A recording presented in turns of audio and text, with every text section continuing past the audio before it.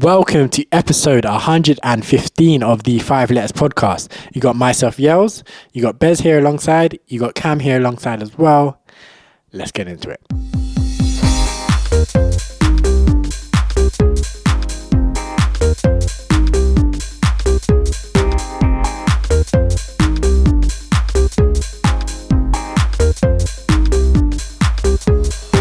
The 5 Letters podcast. Yes. Bez, Cam, episode 115. We're back again for another 2 weeks. Talk to me. Give me a quick update. How's life? How's things? What's going on? Yeah, life's good. Life's alright. I just clocked. We got the exact same amount of My Hero Academias. Like from up to 13, we both stopped at the same point. I just clocked that now. I was like, I sorted out my mangas and stuff last week. So just noticed that now. But I had people over last week, so I had to sort the flat out finally, get all the boxes out. Yeah. It was my girlfriend's birthday, so she had people over for that, which was nice little chill vibes. Nice little shindig, yeah. I went over there. It was decent. Yeah, it was cool. Yeah, thanks for coming. Played some games and that. Had some cocktails, had some drinks. Yeah, it was decent. Had the boxing on. It wasn't a rager. No, it wasn't a rager. I didn't even drink. People getting old out here, not raging no more. I had one playing board games and that. I had one singular sip of red wine from my girlfriend's cup. That's it. You're not moving old out here, man. I was trying to get him to drink, but he refused. He refused me in my own house. Refused my hospitality. But no, it was. We just had the boxing on. It was very chill. It was like, but it was a good time. And then for our birthday, we went to a spa on the Monday. Ooh, and for nice. a little spa in like near Milton Keynes sort of way. So it was quite a bob out there. But it was nice little chilled day. That's about it for me, really. Generally been chill. I also watched the boxing last week. Went to my friend's house, which is why I didn't come to your house. Okay. I honestly don't care about boxing one bit. Well, your friends are gassed with the stoppage as well. The stoppage? In the main event. What was the... Parker and Bakole when he fell, that one. Oh, yeah. They were upset about that. Yeah. They were like, he was standing and then he fell and they called off it. Did they call it off? What happened? They stopped it, so he got caught and then he just was standing there and then next thing he just goes down and they just stopped it. Because he apparently hurt his ankle or he rolled his ankle or something they were saying. So they just stopped it. Yeah, they weren't too happy. I mean, I didn't care either, but like everyone in the party was like, "How he just fell over? He just fell over!" Like, I mean, he looked rocked. He looked from what I was saying, he looked rocked. I looked at it and I was like, he got hit at the top of the head, which can be quite dangerous, and it's just certain things are gonna. Yeah, certain shots are delayed. Like you throw off your equilibrium. But it wasn't like he got hit and then he was standing firm. He was wobbling. Yeah, and then he fell. Yeah. And then he got back up, but he did not. He hadn't recovered himself. Yeah, he didn't look like he was ready to go on. Yeah, and they do say like people say about boxing, better to stop the fight one punch too early than one punch too late. Yeah, yeah. That's true. But also last week, had a stressful weekend of living life without the internet. Well, I mean, I had the internet technically because I had to hotspot it because the Wi-Fi was down in the yard. Yeah, no Wi-Fi. And the funny thing is that really, like, I don't actually even think about how important Wi-Fi is because, you're out and about, you have access to the internet all times on your phone and whatever. But when the Wi-Fi is down and you turn on, like, your PS5 and there's, like, no network connection. You turn on your TV and you can't stream YouTube to your TV, like, all of this sort of stuff. It's like, everything is connected to the Wi-Fi. Yep. Like... Yeah, it was very, very frustrating, like watching DVDs and stuff.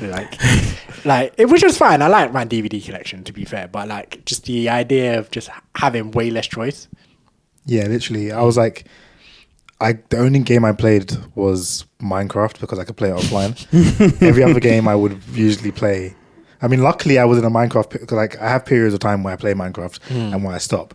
Luckily, I was in a period of time where I'd been playing it already. Yeah. So playing it wasn't like, oh, I'm forced to play Minecraft. I was happy to play it. Yeah. Do you know what would have pissed me off? I don't game that much anymore anyway. But if there was a game that I was playing and it's one of them single player games that for some reason are online, Yeah. and I couldn't play it, I would have been pissed. I think Watch Dogs Legion has something like that. Yeah. I literally played that for the first time of like a month ago, and when it was like when I was setting it up, I feel like it was like have to have that internet connection to play the game, which is so jarring. Mm-hmm. It's so jarring. But and I use like 70 gigs of data. Yeah, I was just so happy I have unlimited. I was like, because it would have been so much worse if I didn't. Yeah, I only hotspotted my work laptop to do work. I use about 30 gigs of data. They don't hotspot anything else. I started playing Cyberpunk as well, 2077 again. I was like, that's a single player game and it's offline and whatnot, which was fun. Yeah. And then other than that, literally watching DVDs and stuff. I was basically doing the same thing as Cam. Well, you finished? Sorry. Yeah. Okay, cool. Yeah. So for me, the only real thing happened, like I've been doing this, following this workout training plan, whatever, and I finished the first 8-week block of it, which is crazy to me because I've never finished like an actual workout plan like ever. Mm-hmm. Like I always start them, get like 2-3 weeks in and be like, I've had enough. Yeah. Like I've had enough. Or like I'll like do it like bit by bit where like you say you're meant to do, I don't know, you're meant to go to the gym 4 times a week or whatever. And like I might go to the gym 4 times a week the first week, maybe 4 again the second week, then 3, then 2, then I'm doing it one time, like that kind of vibe. So it's the first time I've actually like locked in and done a full 8-week plan for the full 8 weeks and like hit every workout and whatnot. So I'm kind of gassed about that. Well done. Appreciate it. Thank you.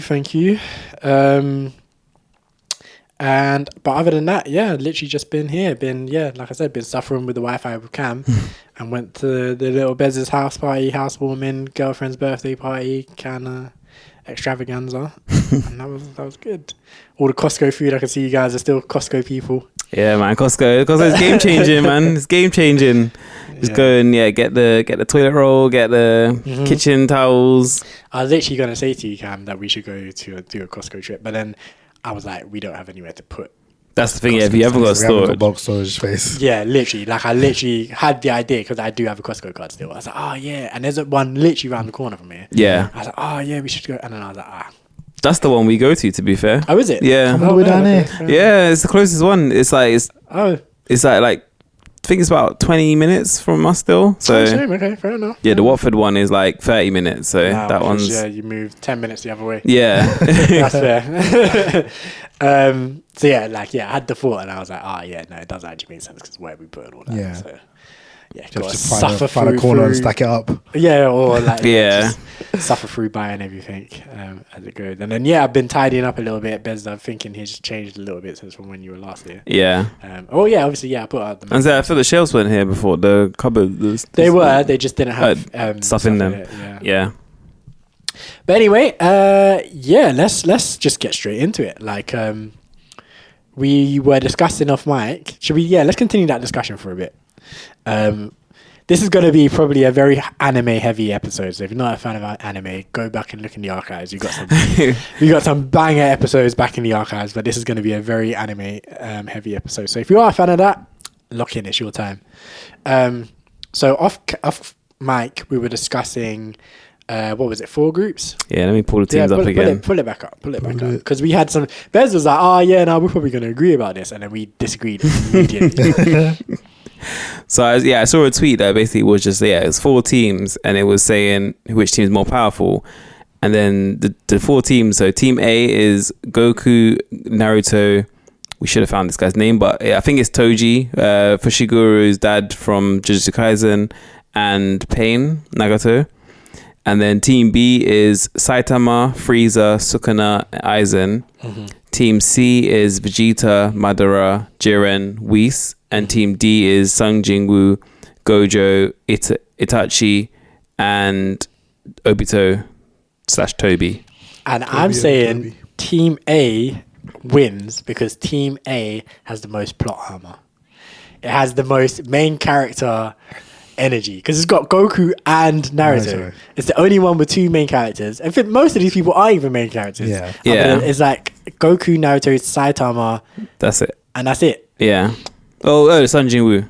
Oh, Sung Jin Woo, but he's his team is Bro, I think the funny thing is, if you were to take every character at their strongest, I don't think Team A wins. Like, if you take every character at their peak, what their max power could be, I don't think Team A wins. I think, But first of all, I think Goku's max power is unlimited. Goku. the limit is as to where. Let's say we won't even want to talk about the anime. Let's say we're talking about the manga. Yeah. The limit is to where the manga has said his power goes to. Right. And I think Whis is still stronger than him at that point. Frieza washed him and Vegeta together where the manga's at right now. Yeah. I'm not talking about no manga. And the point is, the manga's ongoing, right? And we both know that Goku is going to get his get back for sure. Yeah, but he hasn't yet. We don't know that. We don't know that. But my point is, we can know. assume. And that's what I'm saying. So we know that that's going to happen.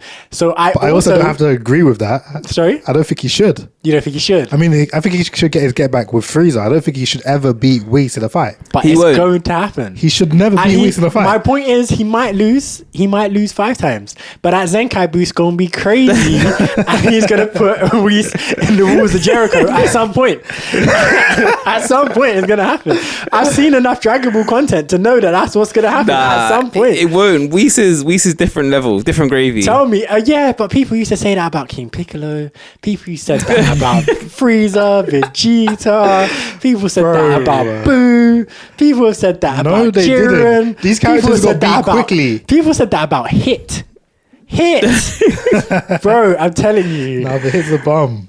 He has to beat Beerus People first. said that about Beerus. No, but people said that about Beerus, and now he knows Ultra Instinct, which Beerus can't even do on his level like that. Well, This is what I'm saying. No, Like, but Whis literally can. Whis is the... No, but my point is, a few short years ago, we would have been having this conversation about Beerus and being like, nah, Goku can't beat him. Da, da, da. And now, He still can't. And now it's more of a conversation. It's already. a conversation. Okay, and I'm saying, give it a couple I don't years. think It won't Whis get is not on there. level. Whis is not level with I'm Beerus. telling you, the Grand Zeno is going to be putting a spliff in about 10 years, right? So just But that's not watch a good this. story. That's not a good story. You know? I've been saying Dragon Ball Z, Dragon Ball Super is not a good story for years. It's not a good story. We have to pray that they don't go down that route because that's foolishness. Dragon Ball has not been a good story in a long time. It's Goku wins, LOL, the show. So I'm telling you that all I'm saying, I'm sticking with the team that has Goku in it because I might be wrong today. But when we look back on it, when we're old and grey, yeah, and I go, you know, you man used to tell me that Whis would have our Goku. I will, and you lot will both be like, you know what, yeah, we So were bugging. if Dragon Ball ends and Goku hasn't beaten Whis, are we saying that you're wrong then? Depends how it ends. Goku hasn't beaten Whis. That's how it ends. That's all that matters. That's how it ends. That's all It that ends matters. with Goku In and this Whis. conversation, that's all that matters. If it ends with them never having a one-on-one fight, but he's clearly stronger, then I'm still validated. For example, He's clearly stronger. No, because for example, there was a time where Gohan was stronger than Goku, but they've never fought. But we know that Goku's clearing Gohan at this current juncture. Yeah. So that's what I'm saying. So if we get to a point where Whis is standing with his arms folded like Piccolo. But he already is doing he's that. He's watching. No, but he's doing that now, very nonchalant about the whole Training situation. them while No, they're but fighting no, all but out. I mean- He's just there with his that's foot yeah, bucking them no, off. but that's what I'm saying. But if he's there like Piccolo, like, like, struggling to keep up and see what's even happening, if he gets to that type of timing, We still never get. Bro, how could it possibly get to that? we don't They're know. literally Grand Zeno is the peak being, like the peak being right now. Yeah, so then and when Whis Goku is one step is below putting the that. Grand Zeno in the walls of Jericho, Whis will be like, how is this happening? But the thing is that, like, if it came down to a fight, Grand Zeno probably can't even fight. So I would say Whis probably even beats Grand Zeno because Grand Zeno has his powers powers that can got wipe hands. things out. His no powers are beyond the comprehension of hands.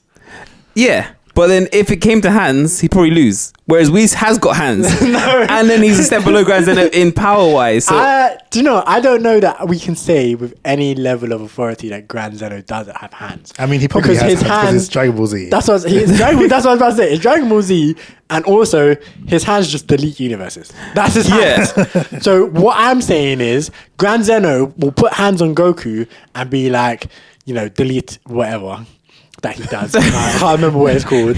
Like, Hakai. Do the Hakai thing or whatever. Like, And Goku will say no. He's like, no.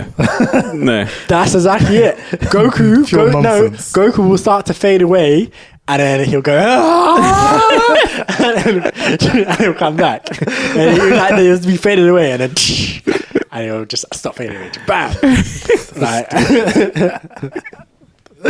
Like, or it'll be like, Orochimaru versus the third Hokage, where like Grand Zeno trying to he's trying to pull his soul out. And Goku's like, no, you will not take my soul away.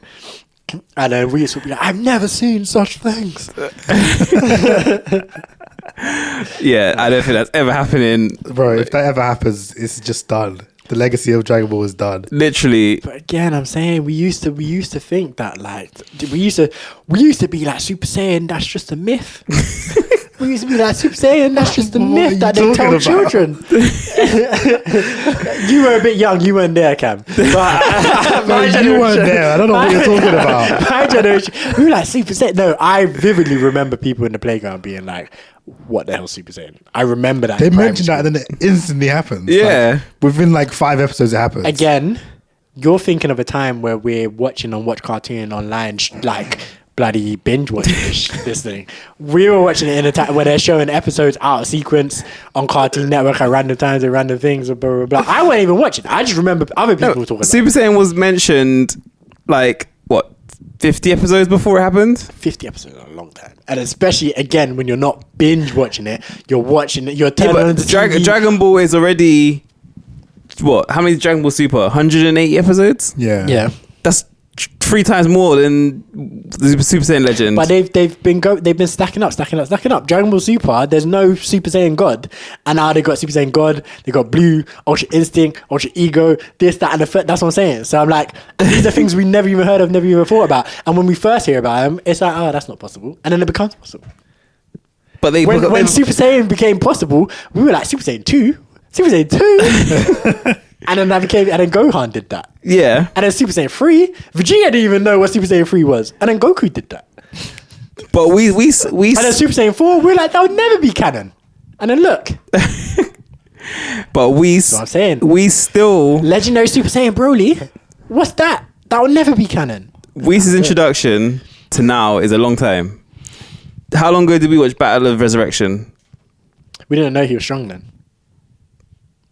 We found out at the end of the episode that he taught Beerus. Oh yeah, we did. At the end of the movie. But that don't mean nothing. Roshi taught Goku. Yeah, that's what it. But Roshi was stronger than Goku when he taught Goku. Yeah. Yeah, but that's what I'm saying. We don't know. Is that we That's saw true, yeah, Beerus? he's probably- But we would trained him and then now assume he's that he is strong based on the fact he taught Beerus, and Beerus is as strong as he is. Yeah. So from then we've known Whis is strong. And how long ago was that? 2018? Yeah. And every step of the way, they've gotten closer and closer to Whis. To Beerus. And they're getting Close closer to Beerus. Which means they're getting closer and closer to Whis. They're No, increasing it. It doesn't matter. because Beerus doesn't equate to Whis. Whis is infinite space, my friend. It doesn't matter. Infinite space. Yeah. You wish. It doesn't matter how far. And even technically, logically speaking, you can approach infinity. I mean, yes. So again, that's what I'm saying. But you can never reach it. You can never reach it, but you can approach it. So they are. If we're saying Whis is infinite, which we're definitively not, because But you're saying Goku is. Yes. You're saying Goku will always trend towards infinity. That's what I'm saying. That's exactly what I'm saying. Goku trends towards infinity. That's exactly what I'm saying. Whatever is the strongest that we can fathom, Goku trends towards surpassing that. So the only way to beat Goku is to trend him towards Coffin Baby. Like literally be like, okay, the most powerful thing in the universe is this Coffin Baby. That's the only way to limit the power of Goku is by somehow making it seem like the most strongest thing is actually something that's incredibly weak at the same time. And then Goku's power level will be held around that level. Even though Coffin Baby is crazy, because the point of Coffin Baby is that he has a disease. Disgusting, yeah. Yeah. It's diseased. But then, I guess then, to your point then, doesn't Sung Jin Woo like eventually beat Goku? Sung Jin Woo is a problem. I would See, say when we were talking off mic, and Saitama is also a problem. I didn't even think to mention This is why I was saying Saitama, because he's broken, so he just beats anyone one punch. So he wins automatically. But we've seen him not win in one punch. Well, we've seen him destroy armor with one punch, but he's basically still wins with one punch. We've seen him not win in one punch. Who did he not beat in one punch? Boros, he doesn't win in one punch. He destroyed his armor, then he killed him and he regenerated. Yeah. So he won each time in one punch. That's not winning. That's not winning. He pretty much won each time in one punch. So I'm discounting Saitama off the basis of we've seen him not do what he is meant to do. But you've seen Goku lose to Beerus. And you've seen Goku lose to Beerus, but Goku is not win every time. Goku is wins eventually. That's what I'm saying, trying to say. That's not what it is, though, bro. Goku. Saitama is winning one punch, but we've seen him not do that. We've never seen Goku not win eventually. So we haven't seen him beat Beerus yet. No, we haven't seen him beat Beerus. It's not over. It's not over. But then we haven't seen him win eventually. That's what I'm saying. Goku he's so cracked that when eventually it's trending towards infinity. That's what I'm saying. It's cracked. It's just I can't. Until he's dead forever, we can't say he's But dead. That's it. Until he's dead forever, and even then, Dragon Ball Z universe. Until he's dead, the Dragon Balls have been obliterated. All the Dragon Balls, so the Namekian ones, the Earth ones, the Super Ultra ones. ones, like all the Dragon Balls have been wiped out from the world. Whatever. No more wishes. No more wishes. You might even need to somehow destroy heaven. Babadi and all of Yeah, You like have to the whole universe every universe has to be done. It's just because for Goku, this is the thing, death can't stop Goku. We've seen that. So that's what I'm saying. Like you're telling me Whis will beat him, Whis will kill him, or whatever. But death doesn't stop Goku. He'll just come back with the halo, run the fade again. Does Vegeta not have the same? Vegeta has won eventually. Against who? He beat Goku the other day. He beat Goku the other day. That's his whole life. He beat Goku. Vegeta is his thing is constant second fiddle. That's his thing. So we're not worried about Vegeta. He beat Goku eventually. The only person in this, from what I have seen, and you both are more knowledgeable on this than me, so this is why I kind of don't want to talk about it. But from what I've seen of Solo Leveling, Sung Jin Woo concerns me because he also seems to be win eventually. So this is why I said what I said in the beginning. I think if you take all the characters at their strongest, Group A is the weakest. Because Whis is nuts, in my opinion. Like, there's no way that he's not of the characters on the list, he's probably the strongest, like, in terms of ranked in by universe. far. He's, like, up there in his universe. Yeah. I would say the same thing about Aizen. Like, he's, like, God level. Goku is folding Aizen in any... I don't know. Goku is folding anyone in any I don't know. I don't know. Bro, I literally, when we were looking, like, earlier at, like, when we were trying to find other articles and stuff, I saw an article discussing whether Bleach characters move faster than the speed of light. And it was a serious discussion. So don't talk to me. You can't. That's what I'm saying. Bro, speed means nothing, bro. There's some. Aizen will not die. Aizen will live forever. He will survive. I'm sorry. I know you're a Bleach guy. You grew up in Bleach, and this is your show. There are some universes. But he's not my biggest shout. In this argument, he's not my biggest shout. I get it, but my point is, there's some universes that are just they can't quite fight. frankly not competitive. Yeah, it's just not competitive. Yeah, personally. And I would say Aizen would have a tough time with Krillin, unfortunately. With Krillin? You're being stupid. Look, I think if Katakura Town if Krillin was in Katakura Town,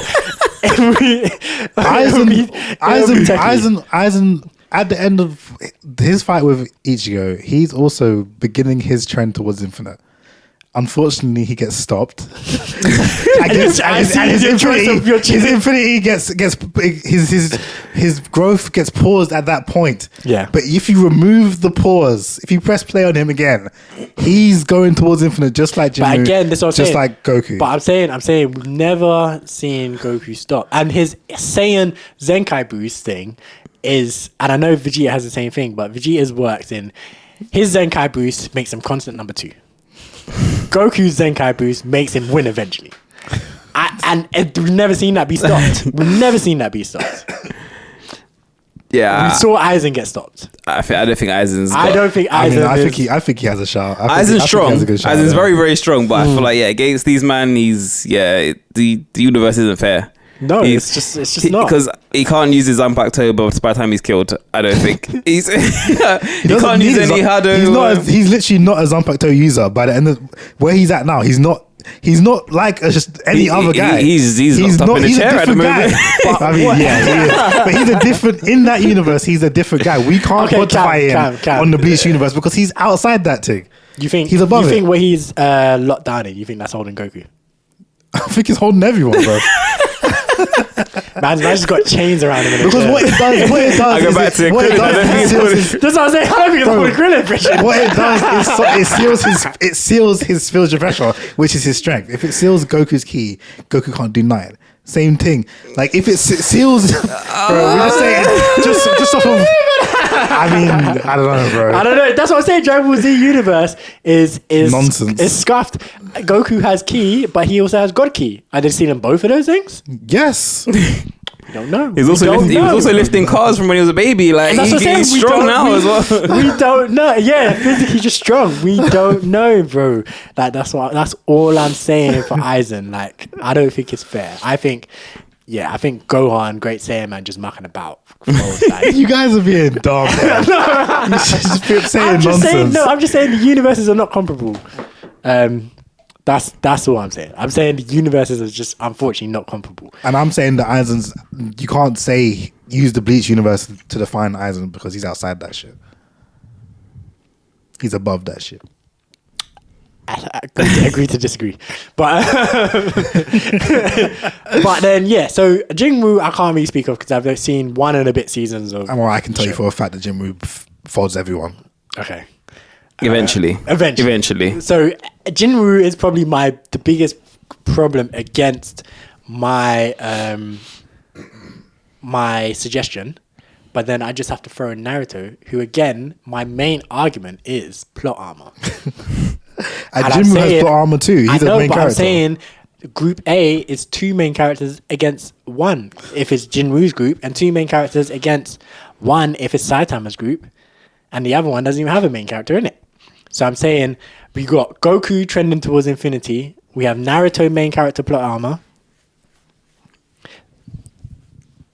And then we just got the other people in the group. I don't even remember who they are. Let's exclude these Toji people that we're talking Pain. about and look at the rest of the people in the groups. What are we saying? Who's in? So if you exclude Goku and Naruto, then it's Toji. It is Toji. I googled it. Toji, Fushiguro, and Pain. Okay. And then Team B, if you exclude Saitama, it's Frieza, Sukuna, and it excludes Aizen as well. So it's just Frieza and Sukuna. Mm-hmm. Team C, Vegeta, Madara, Jiren, excluding Whis. Team D is Gojo, Itachi, and Tobi, excluding Jin Woo. Well, can we agree that C is the worst one? Yeah, that's the bum group. That's without Whis. Yeah, that team is. This is what I'm saying. But Whis carries. Whis does carry. Does carry. And Jiren's pretty strong as well. Imagine if Goku teaches Naruto the fusion dance. They're folding Whis. They probably still can't even hit Whis. Whis will get folded. I'm just thinking about that. 10-tailed Jinchuriki Naruto. But he doesn't even have that. Or my guy doesn't even have that. We're talking about strongest versions. But then Vegeta could teach that to Whis or something, and then it's a whole nother level. Wait, is Vegeta in the same category? Vegeta's in the same team as Whis. I wish they do that. Vegeta would bring Whis down. They should do that, in fact. Vegeta teach Whis that saying arrogance to monologue and fold your arms and just get caught by something. He's too strong.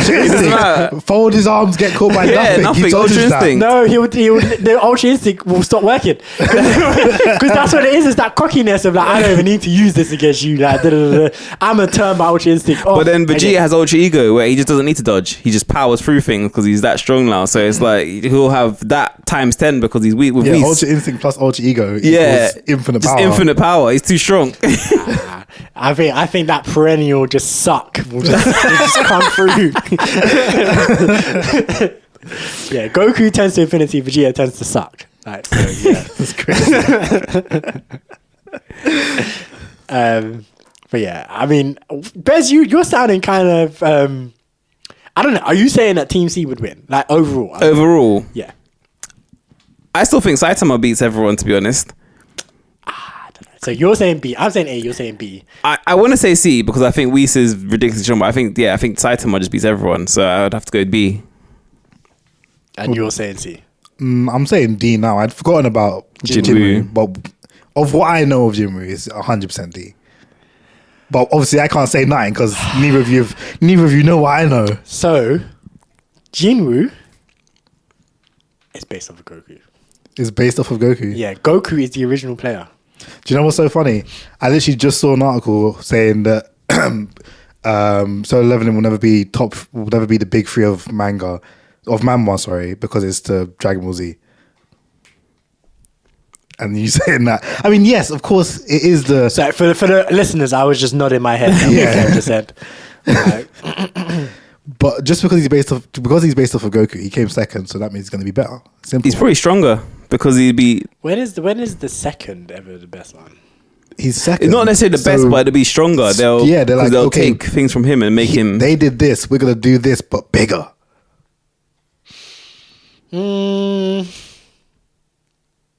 I don't know where Jinwoo is at the moment. Obviously, Goku. From what I've seen, Goku's obviously clearing that. Yes. So I can't speak to how far the strength goes in universe. I think that's the only point I could probably give to Goku is that Z universe is actually like for these kind of conversations. Z universe is generally scuffed because just the universe is ridiculous. Yeah. But I agree with, from what I've seen, Jinwoo is obviously trending towards infinity as well. And he doesn't win eventually. He wins now. Like he wins. He just wins straight away. Like first time fighting, okay, you die. Yeah, that is true. But I will have to say, logically speaking, wins eventually beats wins now. I think it's a tie, actually. I'm just saying, if we do it logically, every time wins now wins eventually wins later after. No, but wins now every time. No, because it's literally wins now every time. Cam, every fight is now. Cam, the formula literally is right. Wins now is X, and wins eventually is X plus 1. So Goku is infinity plus 1. Jinwoo is infinity. Goku is infinity plus 1. Now that's the is science. Always now. Now is always going to be now. And eventually is always in the future. Tomorrow will eventually be now. And then eventually will be now. But then it will be eventually. But that means like Goku can never win, basically. Yes, Goku can never win. Goku can never win. But he's never definitively lost. Goku can never win, but he always will win. So dumb. No, you can't. So dumb. I agree with what you're saying. But that makes it a draw. It doesn't make it Goku wins eventually. That makes it a draw. It's like what is it? Like Food Wars, where my man's battling with his dad, and then they're battling, and it's like 700-2. It's like if you've lost 700 times and won once, you've lost. But whoever wins last wins. Whoever last. No. If you're putting a scoreboard up, that's you haven't won. And you can never win because if you win now, every single time it eventually turns to now, as Cam was saying. So you're always going to win and never lose. Yeah, Jinwoo will never lose to Goku. And what you're saying is that Goku will never definitively lose to Jinwoo. He will always have a chance to come back. He will always potentially win at some point. Yeah, but he will lose at all the other points until he wins. I'm just looking at it logically and mathematically. And literally, if we put how we've described them, if we put them into formulas, Jinwoo wins infinity times and Goku wins infinity plus 1 times. That's literally and Cam agrees. Cam is following. I agree. I just think I don't think it means Goku wins. But there's a flaw. There's a flaw to the argument. There's no flaw to the argument. I don't think the argument is flawed necessarily. I think it sounds ridiculous because on paper it's definitely ridiculous. I think especially since infinity plus 1 is just infinity. Yeah. So it sounds ridiculous, but mathematically speaking, it's correct. Yes, mathematically speaking, it is correct, but it is nonsense. And it also, in my opinion, means it's a draw because no one will ever definitively have won. Yes. There will always be a chance for Goku to win, but when they next fight, Jinwoo will always win. Yeah. But that's why it's never a draw then, because Jinwoo has always won. But if Goku's never truly lost, then... But he has lost. Jinwoo's never truly won. It's like every fight is Jinwoo winning, but the war letting him has go. ended. But he's like, I'll let you go one Not more even time. that. Goku might die and then just come back. Come back. That's the thing. That's what I'm saying. Like, the problem with Goku in Dragon Ball Z universe is that death means nothing. So Jinwoo can kill him every time. But what we know about Dragon Ball Z is that Goku will come back. But is this not a loss then? Like, No, but Bez, what you're not understanding is, right? The point is, Goku will come back and they will fight again. And Jinwoo will and win. Jinwoo will win. But Goku will come back and they will fight again. And Jinwoo will win. But Goku will At what point does Goku win? He never wins. He never Jinwoo wins. always That's wins. what I mean. But the idea, but the thing is, it just, again, this is, the idea is of infinity. So the fight goes on for infinity.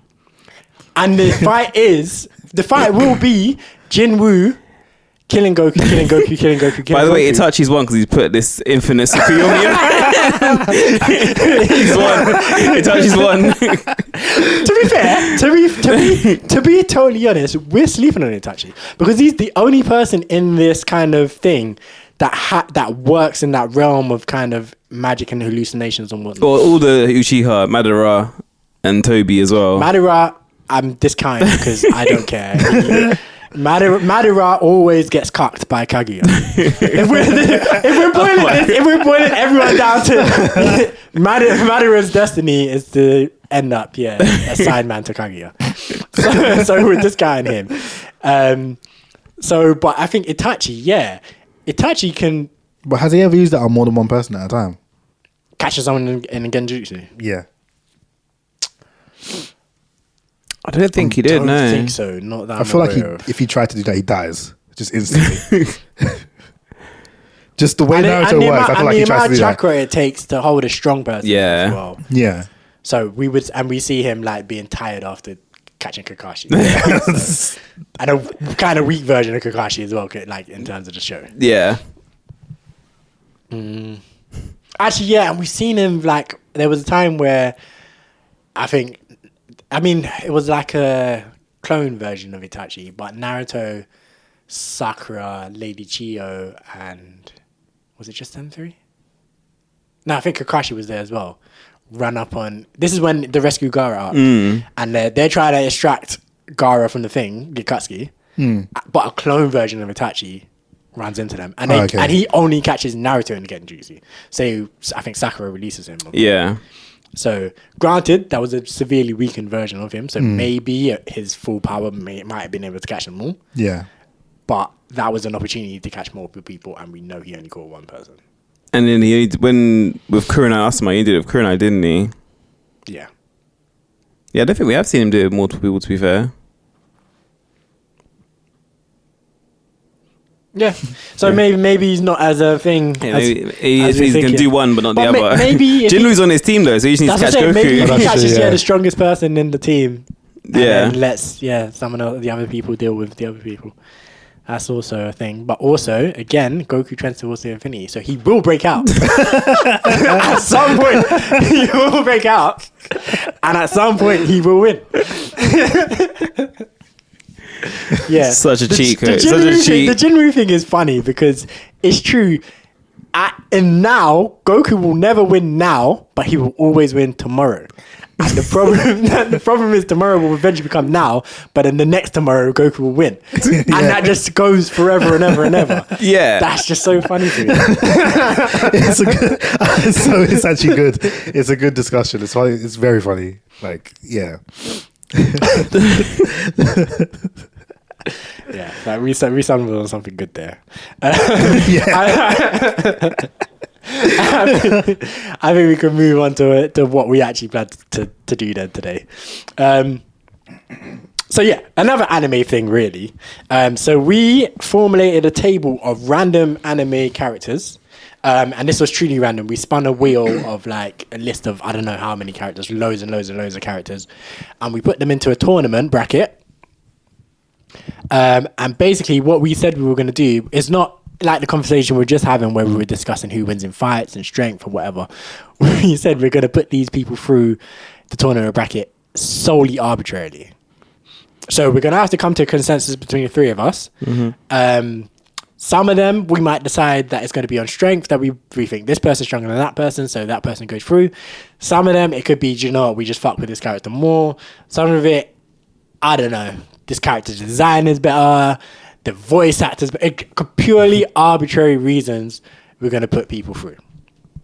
Does that make sense? Yeah. Yeah. Yeah. Yeah. The first one, I think I'm saying it's a wash. The first matchup of round 1 is Gaara versus Inosuke. Now, for me, I don't even need to talk about this. I don't think it's a conversation worth having. Yeah, me neither. I think Gaara just goes through. Wait, Inosuke though, he's got... No, I'm joking. Yeah. I put Gaara through as well. Based off of every metric, Gaara wins. Yeah. Literally. So Gaara's going through to the next round. Next round, there's going to be maybe it'll be interesting. I don't know. It depends what nonsense Cam's on. Cam, you haven't. It's going to be difficult because Cam hasn't seen the other show. So it's Neferpito versus Giorno Giovanna. So yeah, I have no idea. I don't know nothing. Yeah. So for me, I think it's Giorno. Giorno, yeah. Golden Wind. I can get down with putting that. That's one character that I know. He does one thing of. Yeah. Not even. It's just his theme. Oh yeah, the theme's good. Cold. Yeah. And the 10-page murder or whatever. Oh, that's epic. That's epic. I'm down to put it through. Also, P2's that was so gassed in the show. Yeah. Like, I've not seen it in the manga, but like in the show, it was going on. That was hard. I had to watch it in the manga because obviously after the show, I was like, then I saw people talking about it. I was like, wait, that's why it went on so long. And then I watched it on YouTube and someone just was doing it through the manga. Yeah. I was like, oh, okay, that went on. It was like literally, 10 pages of just him punching the guy up. And the part that killed me was, right, I thought that it was like going to be like the final villain or something or someone particularly evil, whatever. No, just a kind of villain of the week type. Yeah, villain of the week. He just didn't like him. he was just like fuck you in particular. Like it wasn't overarching villain. It was nothing like that. It was just like So Giorno Giovanna. Yeah, Giorno's a G. I like Giorno. Okay, and he's son of Dio Brando, so he gets extra points for that. Dio. Yeah. Jesus. He's the son of Dio, but in Jonathan Joestar's body. Yeah. I'm not even gonna try. Watch JoJo, man. JoJo's you need to watch good. that show. I don't like the art style. I can't. Oh, the art style actually so good. Yeah, it's good. So next one, I don't know how we could even discuss this. Jiraiya versus Yaoyorozu. Now I know everyone's going to lean towards Jiraiya. Yeah. But Yaoyorozu, man, I like her quirk, man. That's what I was gonna say. I was like, if we compare their abilities to summon things, whose is better? Oh, her. Yaoyorozu, yeah.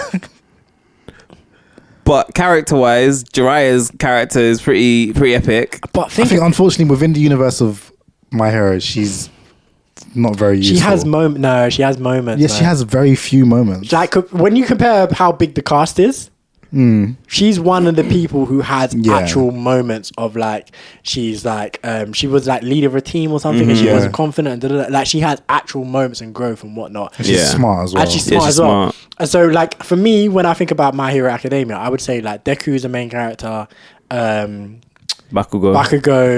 Todoroki are main characters. Then you have like the tier below, which is like Urakaka, Ida, whatever. And then you have like Yaoyorozu and the Froppy and the bloody guy with the I don't know his name, balls. but yeah. Mionetta, that's his name. Oh, yeah. And I would say she out of that gang, out of her level, I would say she's like the top of that. She's the most impactful at the top of that. And Yeah, I think she's probably one of the better written side characters in that show and in many shows, I would say. I can agree with that. But it's Jiraiya, bro. And Jiraiya is also a side character when you think about it. And he's a very good written side character. Yeah. And his impact is massive. Yeah. Jiraiya's going through. If I was voting, I would vote for Jiraiya, but I just didn't want to write off Yaoyorozu. I wanted to give her her flowers too. She deserves her flowers, yeah. Cam, have you seen that far in Naruto with Jiraiya when he dies? Yeah. Yeah, of course. Okay. I don't know. I've seen that to the beginning of the war. I just haven't finished the war. I was trying to hold deep into Shippuden. That I think I almost cried watching that one. That was deep. I can't imagine going back and rewatching it. It's too much emotion. It was so. Oh my god, man. No, when Naruto finds out and all that. He skips the funeral. Yeah, it's rough, man. It's rough. That whole situation there was good. That was good writing, man. Yeah, that was good writing. So bad. Not many anime characters made me feel. Yeah, Erika's like, do you want to get some ramen? Not today. Yeah. Naruto don't want ramen. What's going on? Yeah, Jiraiya's a legend of the game. Deaths in Naruto were very good. Oh, they were every single one. Every single death in Naruto. Actually, no, Neji's one was kind of soft. I'm leaving. Neji's one wasn't soft. It was impactful as well, man. I like it. You didn't like it? I like it. I thought it was wheat sauce. For Neji to go out like that, I thought it was wheat sauce. He went out doing his duty, saving Hinata. See, it's good. It is good writing. That is good writing. I mean, I haven't seen it, but I think that's good writing. It's good writing. Hinata is Hinata. Yeah. It's not even about that. I agree with the good writing. Cam, you haven't seen it. Neji is way more powerful than how he goes out. Okay. Yeah. And he's smarter than how he goes out too. Like, they made him look, when he was introduced, he was a powerful genius. Yeah. That was his whole thing. And the way he goes out, he was just a bodyguard. Literally, that's how he goes out. He goes out like as a bodyguard for the main family and blah blah blah, which is good storytelling because that's what he's meant to do. But he's meant to be a powerful genius bodyguard. Yeah. But he scrapped all of that and was like, he's just a bodyguard. Yeah. Like. But I guess it was more sad because of it being him than the way he went out. Sort of. That's why I was like, oh man, nah. And I think I saw that one in the manga as well. So that one before, like I had people talking about it, and I was like, "What, Neji?" And so it hit me, and I saw it. I was gonna say possibly it didn't hit me as much because I was spoiled. Yeah. And in my head, I was like, "Oh, he's gonna go out. Bro, surely he's gonna go out like a G." And Yeah. It just doesn't. I was like, if Neji's dying, surely he's gonna be like a G. Yeah. And it just doesn't. So I can imagine it would be impactful if you didn't know it was gonna happen. Yeah. It'd probably be mad impactful, but for me, I already knew it was happening. Yeah. And then when I saw it, I was just a bit like that? Yeah, This is how you gonna do Neji like that? It is one of the least impactful deaths of Naruto, I guess, yeah. But then when your Jiraiya's, your Asumas, your... Kakashi for that split second. that I thought he was done. Yeah, I thought he was gone. I couldn't believe it. That was rough. I was like, Toji, not again. Well, why is it always you? Yeah, and then when the reincarnations and stuff, and they have to like reconcile. Yeah. Naruto deals with death way better than Dragon Ball Z does. I'll tell you that for sure. They mourn their deaths like in the Frieza arc, and then after that they just stop. They forget. Yeah, they forget don't even mourn. They're just like, okay, let's go grab a dragon. Yeah, we can bring him back. It's fine. But yeah, so Jiraiya goes through. This one, Edward Elric versus Rukia. Boy. I mean, I feel like Edward goes through because Rukia's kind of bummy for the most of the show. But it's not about strength. So you're just saying she's a bum. Yeah, I'm just saying. I mean, Rukia's annoying as well. No, I don't think she's annoying. I don't think she's annoying. I think she's a good character. I think she's annoying. I hate her. I think Hinata level. That's crazy. That's crazy. That's wild to me. That is so wild to me. She's like the best of like. Of the main shonen, she's the best female character. Yeah, that's what I was gonna say. Like, she's the best. Like, I wouldn't want to see Nami. I wouldn't want to see Sakura. Like, the only one leveling is Bulma. Bulma clears. I don't know about clears. I think she clears. I probably prefer Bulma, but she's the only one that's that's up there with Rukia. I think Rukia is then the next I person. prefer Rangiku to Rukia. She's not the same though. Nah. But She's more of a side character. Yeah, but like if I'm taking one of the females from Bleach, I'm taking her over. Nah, Rukia is definitely Rukia is better. definitely a better character than her. Rukia is like there. She doesn't have any depth. Yeah. Like more than so. Like she has some moments, but she doesn't have that. Rukia's got actual depth, and she actually goes through some stuff and whatnot. So I definitely prefer Rukia. And she's one of the funnier characters in the show as well. Yeah. Like when there's funny moments, she's usually a part of it. Mm-hmm. And just her relationship with Ichigo is very good as well. Yeah. In fact, it's a relationship where there's no romantic. Like they're the two. I would say for a time at least, she's the main female character over Orihime. Yeah. But there's no romantic like from either one of them, and at that time especially, that was not a common thing. And I think Rukia was I'm inclined to put Rukia through, but mostly because I haven't seen that much of Fullmetal Alchemist.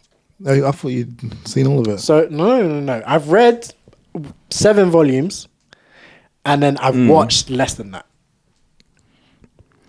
I think I finished it at one point, but I can't remember what happens towards the end. But I think he's just a very cool character. He's a very cool. He's character. Definitely a very cool character. But I don't think I can't say like I don't think I've seen the depths of what that show or that story has to offer to give an objective opinion on him. And especially if we're going to have to, he's going to go through to go against Jiraiya. And I feel like I have more to say about Rukia versus Jiraiya than Edward Elric versus Jiraiya. I mean, I do agree. I mean, I'm happy to put Rukia through because, I'm a Bleach guy. But yeah, what about you? I would go Edward Elric, personally. Well, I feel like you've been outvoted. So Yeah. Unfortunately. But yeah, no, the thing is, I can imagine the correct answer in air quotes is probably Edward. Yeah. But just for me personally, I don't feel comfortable doing it because I haven't seen enough Fullmetal. That's fair. And that's something I probably should get into. Otherwise, I'm going to lose my anime fan stripes or whatever. Yeah, It's good stuff. supposedly best anime all time. That's yeah. And it is deep as well. Like it's very deep. It's got loads to it. Like, It's got comedy elements. It's got depths and Yeah. it's got fights. Yeah. It's got a lot to it. I mean, for sure, from what I've seen, for sure, like my man making a chimera. Shotaka. Yeah. Worst person in anime ever. It's so funny that happens so quickly. It's like episode So 4. early. Yeah. Yeah. And it just gets deep. It's like, okay, this is where we're at. This is where we're going. This is what we're doing. This is where we're at. Okay. So this is where the fun just happens. This side of the bracket is more fun than the other side. Well, the beginning of the other side. So now I feel like we actually have discussion points. Hisoka versus and wait, hold on, it's Android 19. Okay, Hisoka clears. Sorry. Yeah. I thought it was gonna be. I don't know why I thought it was 18, but no, it's 19. Hisoka clears. Yeah, so Yeah, clears. there's no Yeah. questions. That's No, not yeah, that no, question. that's not the fun one. If it was 18 or 17, we could talk about it. Yeah. When I saw it, I was like, oh, then I was like, oh, it's Android 19. Yeah, Okay, literally, I was just never reading. I was mind. like, yeah, and I was about to go Android 8. No, 19. Yeah, sorry, Hisoka clears that. Sorry. So moving on to some real stuff now. Aizen versus Sukuna. Villains. That's pretty good. That's pretty good. That's pretty good. I mean, I think Sukuna for me would go through. That's shocking stuff. I thought Shocking stuff. I just think the concept of Sukuna is just sick. It's just the Nine-Tailed Fox. I mean, yeah, He's just the Nine-Tailed Fox. that's true. I mean, when you boil it down to that, but even then, I'd say that the Nine-Tailed Fox is a better concept of a villain than Aizen. Yeah? Yeah, I think Aizen's not a very good villain. Damn, you Really? were just guessing Yeah. it like a minute ago. I think he's strong, but I don't think the writing of the character, I don't think it's very How good. many other villains are so meta that they stop? They stop man's theme it's not the music theme song playing. with one finger. But Ichigo got his get back, so I guess. I think early days Aizen Like the whole what he did to the Soul Society, that was sick. Hard. Yeah. Everything after Yeah. that, I'm like, I don't really Yeah, care when too he's much. in Waco Mundo. Waco Mundo just sitting around. Yeah. For sure. But early days when he bamboozles everyone with faces. That was sick. That was That was so sick. The Yeah. twist there was like, ooh, where's this going? I just bloody brainwashes Momo. Yeah. Like, are you bringing back Captain Aizen? Momo! Paying attention.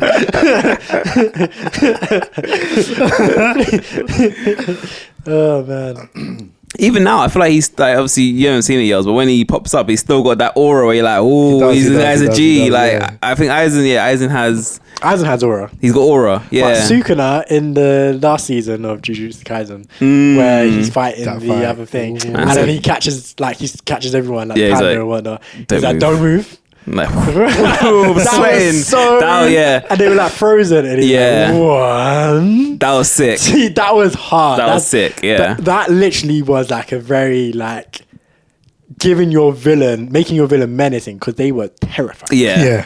They were terrified. That was sick. That was very sick. So this is a conversation for me. I don't know. This is tough for me. I don't know. I don't know either because I like Aizen. I do like Aizen as a villain. I like early Aizen, yeah. but later stage Aizen, I would put Sukuna through, but early Aizen, I probably put Aizen through. So Yeah. like on balance. So I'm trying to That's be on balance. yeah. I'm the same. For me, it's the fact that I don't know what's gonna come of Sukuna. Of Sukuna. I'm like, that's the unknown. He's is a what- Nine-Tail Fox. He's just gonna become mates. I mean, true. I don't think that's happening. I don't think so either. Yeah. Something's definitely gonna happen to. Although when Naruto started, I don't think it was obvious that they were gonna become. No, I've seen Boys. bits and I've seen bobs, so boys, bits. I don't think that's happening anytime soon. I don't. Okay, fair enough. So, but I feel like from what we've seen of Sukuna as well, like he is still a sixth of his power as well, or seventh. He's still got a couple fingers more to go before he gets to his full level. Well, no, he scoffed down a few. He must be like 80%, no, 70%. Because you remember that They day- fed him loads, didn't fed they? him Yeah. loads. Yeah. So I think he had like 3, and then I think he fed him like 4 at a time. So I feel like he must be about approaching 70 or 80% now. Because how many fingers was it? Was it 12 or He's got 20 fingers altogether. 20 fingers. altogether. Oh, was it 20? I thought it was Yeah. just 10. nah? It was. Oh, okay. Yeah, then ignore me. I thought it was just Regular hands. regular phalanges. You know? No, because he had 2 hands, didn't he? But had 4 hands 4 hands, on. Yeah, so he had 20. Oh, okay, fair And also, he doesn't have anything to gain from. Or right now, there's nothing that I can imagine that he would have to gain from being friends with Yuji, apart from the fact he's in his body. But he has nothing to. But he can just take over the body. You can't just take over the body. I mean, Yuji's holding him down. You saw what happened when he got all of the in the last season where the fingers got put in his mouth. Yeah. He lost control. He could not hold it down. So Yeah. we can only speculate what happens when all 20 fingers Yeah. are consumed. Yeah, when he said to man, "Don't touch me" as well, and then he touched it. He landed in his domain, and he just like just crossed his fingers, and man just wiped him out. The guy who was struggling, who was thinking Yuji, and the other guy, Naname was struggling verse. Yeah. And he just done that verse there. Yeah, he's a G, man. Match him up. But I don't know what Sukuna's goals are though at this point. So he Chaos. obviously, I guess it's just chaos, and he wants to be free and whatnot. But What were Aizen's goals? he wants to kill God, Yeah, he doesn't like the order of things. Yeah.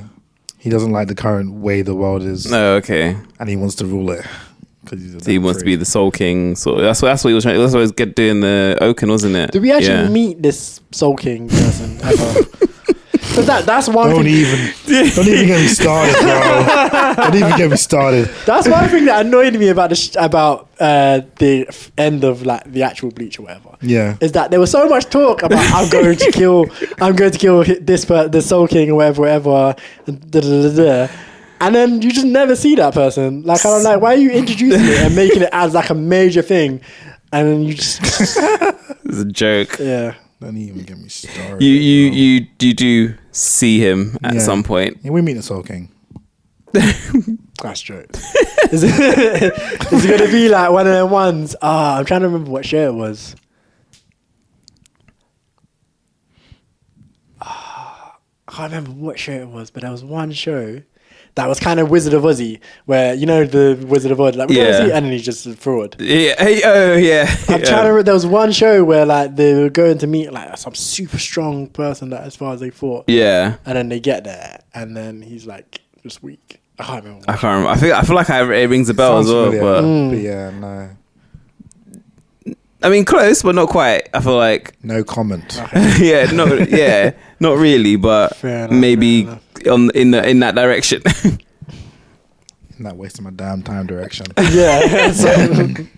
Fair enough. I'm trying to think. It might have been like a 7 Deadly Sins or something.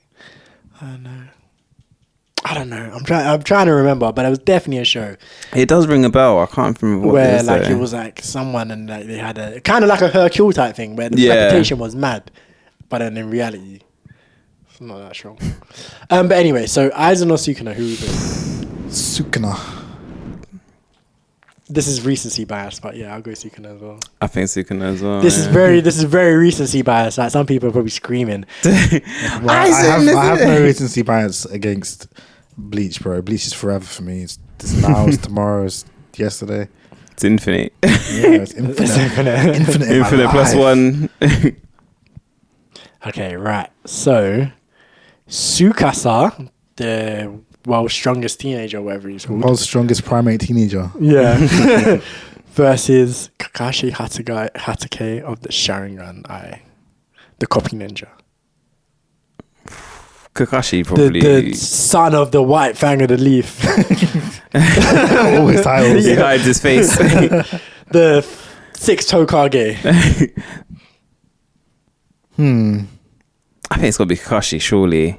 The apprentice of Minato, the yellow flash. The original Team 7. The original Team 7.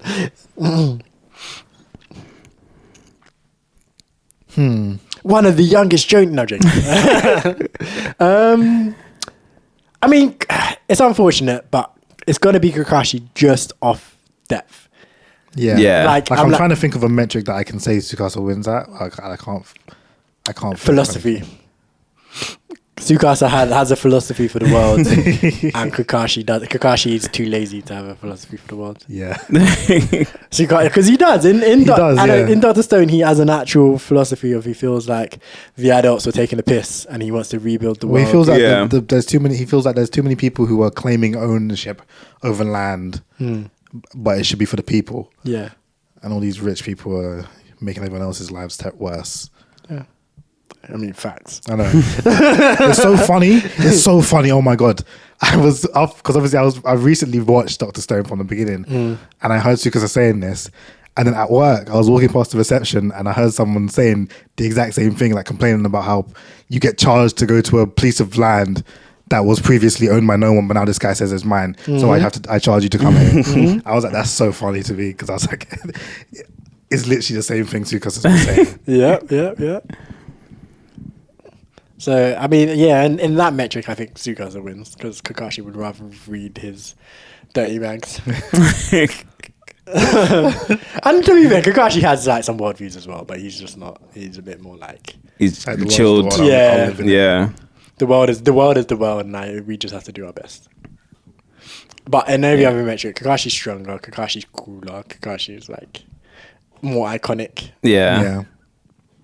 Tsukasa is cool and strong. Tsukasa is cool and strong, but Kakashi is definitely stronger and cooler and far more iconic. A lot of people who know who Tsukasa is, but Kakashi, I feel like you get a good amount of people who know who that is. And Kakashi's got kids. Tsukasa does not have kids yet. Kakashi has kids? As in Gojo and like just his vibe. Yeah, he ain't got kids yet. I don't think he ever will, to be fair. Nah. The type of show is just too niche. Yeah, Kakashi. I'm betting Kakashi. Yeah, I think so. I mean, he's probably a kid of like Baki and that. Tsukasa. Yeah, fair. You could probably argue. actually. Depends what came first manga wise, but yeah. Bucky's old. Bucky's old. Yeah. Bucky is old. You're right. Bucky the grappler. Bucky Hanma. This is another interesting one for me. Rengoku versus Majin Buu. Rengoku versus So for me, Majin Buu. Rengoku has the best Demon Slayer anything. Yeah. Fight moment, whatever you want to say about Demon Slayer. Demon Slayer peaked with Rengoku. I agree. And I can't say the same thing about Majin Buu and Dragon Ball Z. No, definitely not. Super Saiyan 3. Oh yeah, that's the peak. Yeah.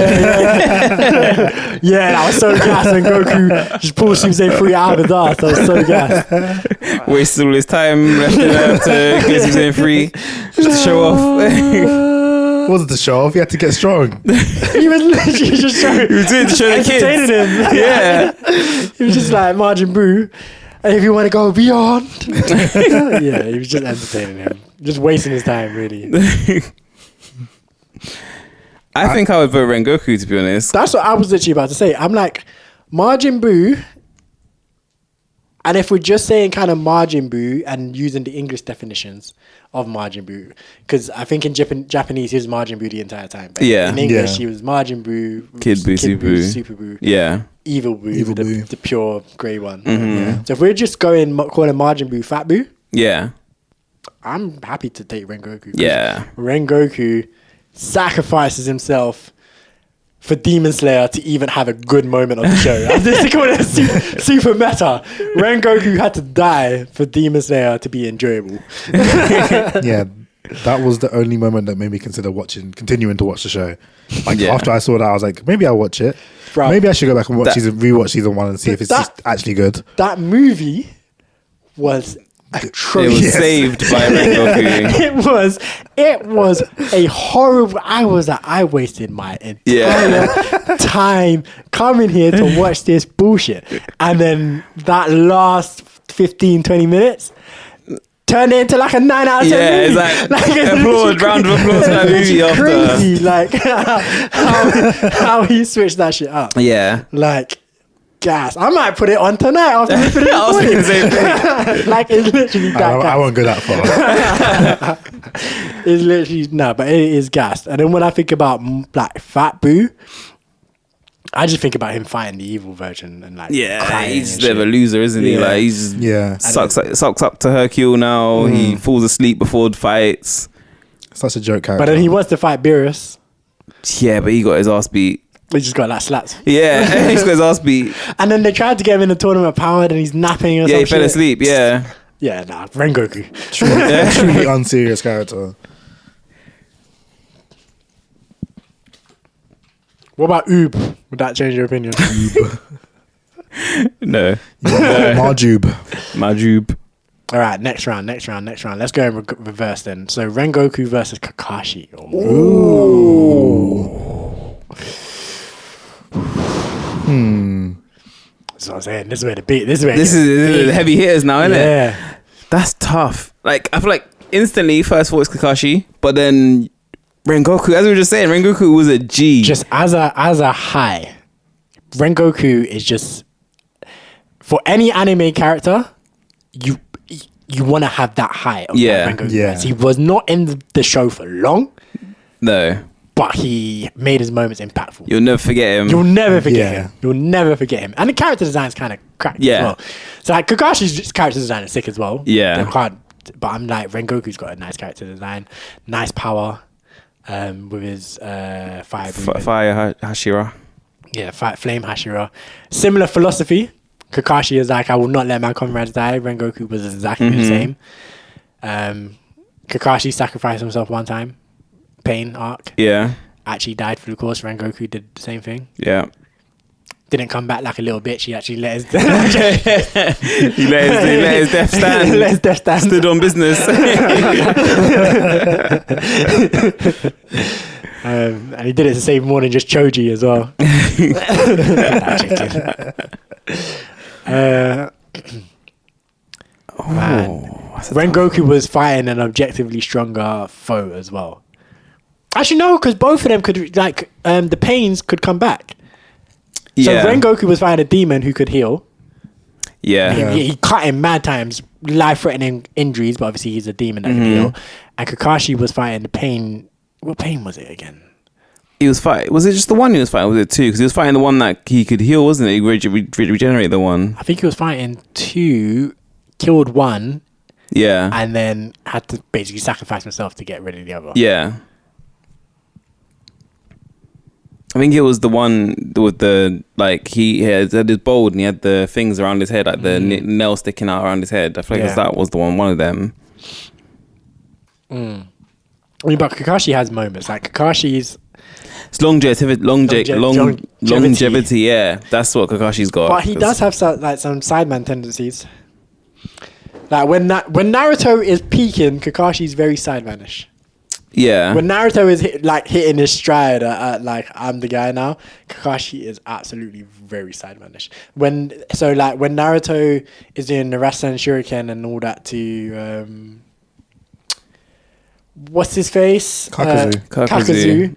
Granted, Kakashi did spend like however long. Yeah, he was having the scrap with him for ages. Yeah, but Kakashi is all like, the next generation will come and support you. Yeah, and he sees Minato in him, and all, like he's just like, my time's done. Yeah, very, very. That's what I'm saying. Very, very sidemanish. And then like later when. Yeah, there's just there's so many moments where Kakashi is Naruto. I leave this to you. Yeah. Like it's like, no, bro, stand on business. Be a G. But then to the end though, he was there with them. It was him. And even still, that was very like Naruto Sasuke. Yeah. You must. You lot have this. I got my double Sharingan now, but it's still you lot do this. It's tough. It's tough. He does have his moments. He definitely does have his moments, especially early on, and even later on, he still has some sick moments. Man, it's tough. I mean, I think I give it to Kakashi, just off of I like Naruto and I don't like Demon Slayer. Fair. That's a fair shout. That's a fair shout. I think I'm gonna give it to Kakashi as well though, because I think it's just Kakashi is. I think there's longevity. I can't say that word. Longevity. Yeah, longevity is just too much. Like he's too long-standing in this anime world to not put him in over Rengoku. Kakashi's one of my favorite characters. That is of all time. I've got the pop vinyl over there somewhere. Like, unfortunately, he has to go in. But Rengoku, very valiant. As per usual, you fought hard. You died. Sukuna versus Hisoka. I'm going to say right now, I want to give it to Hisoka. So do I. I don't need to comment. And we can talk about it. We can talk about it. But Bunji Gum. I want to give it to Hisoka. Hisoka literally is one of my favorite types of characters. Just fun, silly, villainous at times, heroic at times. Just... He is just a vibe. It's just a vibe. Joker. Yeah, he's just a true Joker. He's one of them guys. Yeah, you just don't know what he's gonna do. Like he can mess people up and cause all kinds of shit, or he can just like sit back and just have a laugh. Like he's a good character. He's good character design as well. Fight. He's just looking for a strong opponent. He's a creep though. He's a creep. Oh god, no. Why is everyone a paedophile in that show? It's crazy. Oh my word. Very questionable. Very questionable. One of the most questionable scenes in any anime. But if we discount that, like, and he has fun. Yeah, he has funny moments. He's menacing when you first meet him. Yeah, and he's there from the beginning. He's good the whole way through it. Yeah, and he's important too, because if not for him, Gon doesn't just like get as strong as he does, as quickly as he does. No, because he pushes him and he tells him about stuff and whatnot. And the whole fight in the Heaven's Arena. Yeah. Oh yeah. And when he punches him in the face and gives back and they stop fighting and gives back the badge. Oh yeah. And and he's there for the dodgeball as well. Yeah. Oh yeah. Which is incredibly gassed. Yeah. Incredibly gassed. Dodgeball match. That's crazy. So it's Hunter a sports anime. Stupid. No, I mean, if that was an anime. Hold on. It's not just that. It's the whole race that they do at the beginning. The running. Then they have a martial arts tournament. Martial arts art sport. Yeah. If there was an anime that was that dodgeball. And then they play chess, also a sport. Or they play shogi. Shogi, yeah. I've said multiple times, my issue with sports anime is not that they are sports. is that they play the sports like they're regular people when they have powers. They have powers when they're playing the dodgeball, and they know they have powers, and they say they have powers, and they're allowed to use their powers. Everyone knows that they have powers. So it would be sick. But everyone knows that Midorama doesn't miss freeze. Everyone knows that. It don't make sense in the world, Everyone knows that, what's his face, the red-haired one, has... Akashi. Yeah, Akashi. He's got the God's Eye. Everyone knows that. It's common knowledge. They write articles about this. Literally, pick up the high schoolers or the high schoolers basketball magazine, and you'll read all about it. Everyone knows that, not Kisame. Kisei. Everyone knows that he has perfect copy. It's Kakashi. He's got a Sharingan. Yeah, that's what I'm saying. Like, everyone in universe is aware. It's not, no one's coming and being surprised by it. I'm not getting into this. I'm not. It's been a conversation too many times. It's been a conversation too many times, but you have to watch the show. I'm done with it. You need to watch it and come back and tell us how about... Yeah, you have to...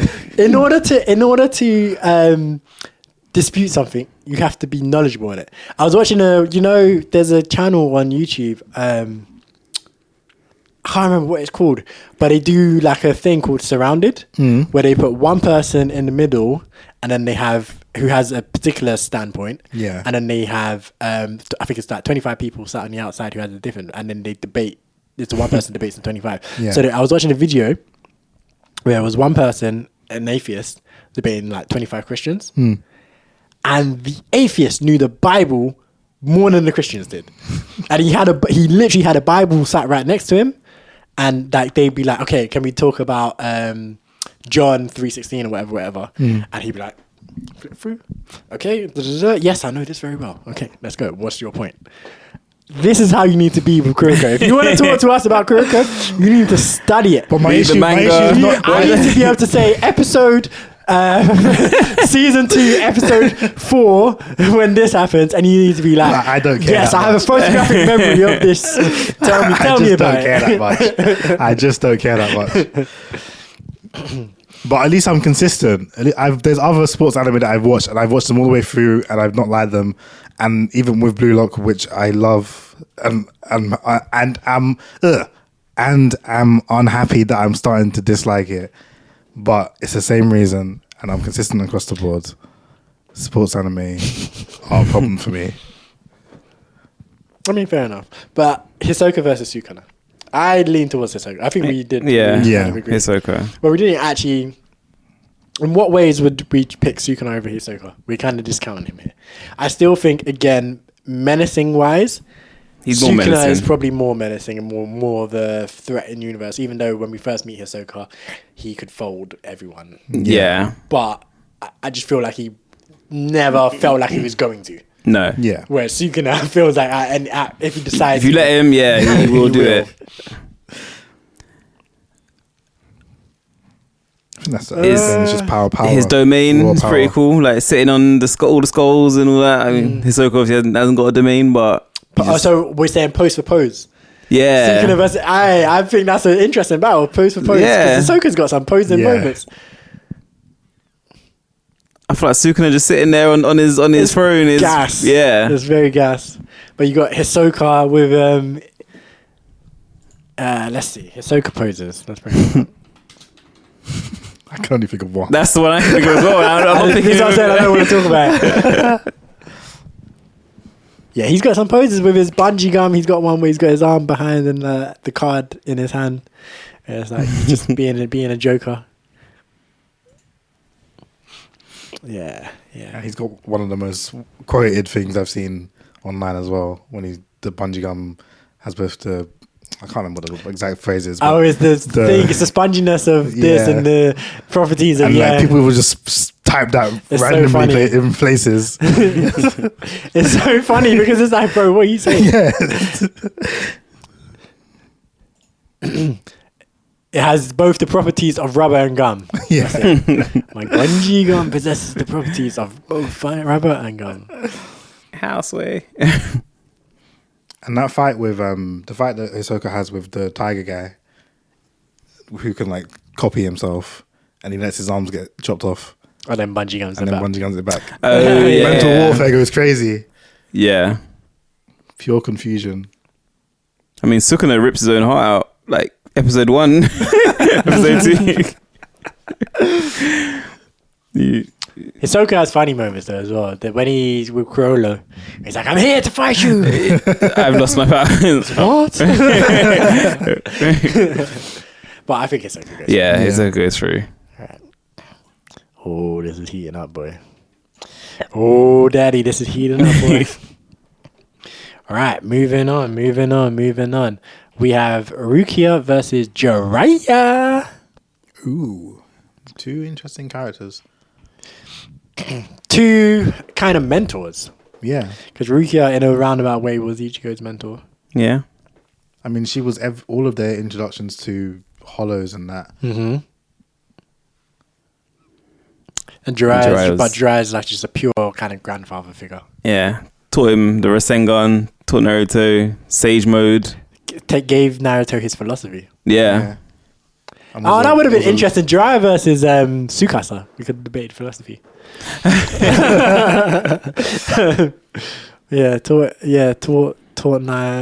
He taught Minato as well, didn't he? Yeah, He taught, Fourth Hokage. That link between Naruto and his father. Yeah. Refined his ninja way. His ninja. Because until we met Jiraiya, his ninja is I never give up. Yeah. But then after Jiraiya, it's like, how do we fix the ninja world? Yeah. It's literally went from Cam. Be careful. Cam almost lit down the entire equipment. Literally before Jiraiya, it was just pure never give up. Never give in. Never give up.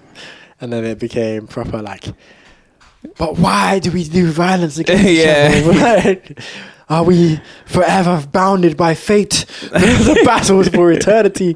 This cycle of violence, when will it end? Yeah. Literally. He saved all these people because of it. Like, when he fought Pain, and Pain brought everyone back to life because he was like, Jiraiya's philosophy was correct. So I want my revenge, my urge for revenge. Yeah. I'll put it aside because my master, Yeah. he believes in something. And I believe in it too. It's true. And he changed so many people just from that philosophy. Like, I feel like they tried at the beginning of the show, people just liked his positive. He changed a few people, but it's because they just liked his positivity. Yeah. Like, Naruto, you seem like a good kid. Yeah. But after Jiraiya, it was like, do you know what? I believe in your philosophy of how the world should That was work. when people really started thinking he'd be Hokage. Like, he was, before that, he was just some dumb kid who's like, he would never be Hokage. It was like, you're a little scamp. Yeah, he's strong, but that's about it. Yeah. Jiraiya, I mean, Jiraiya's got his pervy side to him, but that's the other side of him that Rukia would punch him up. yeah. Because the thing that you have to remember is that when in pervy moments, the character who's being pervy loses 99% of strength. Yeah. And the nearest female character gains about 1,000% power. So in those conditions, Rukia would fold Jiraiya. Yeah, that is true. Even without her Soul Reaper powers. She just punch him and he just go flying. Yeah. Yeah.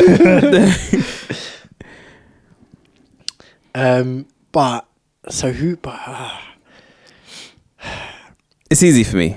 It's easy. You're saying Jiraiya. Yeah, it's easy for me. So Naruto had to avenge Jiraiya. Ichigo had to rescue Rukia. Yeah. Those are 2 good arcs. Yeah. Oh, that's tough. That's the best Bleach arc versus a very good Naruto arc. That's very tough.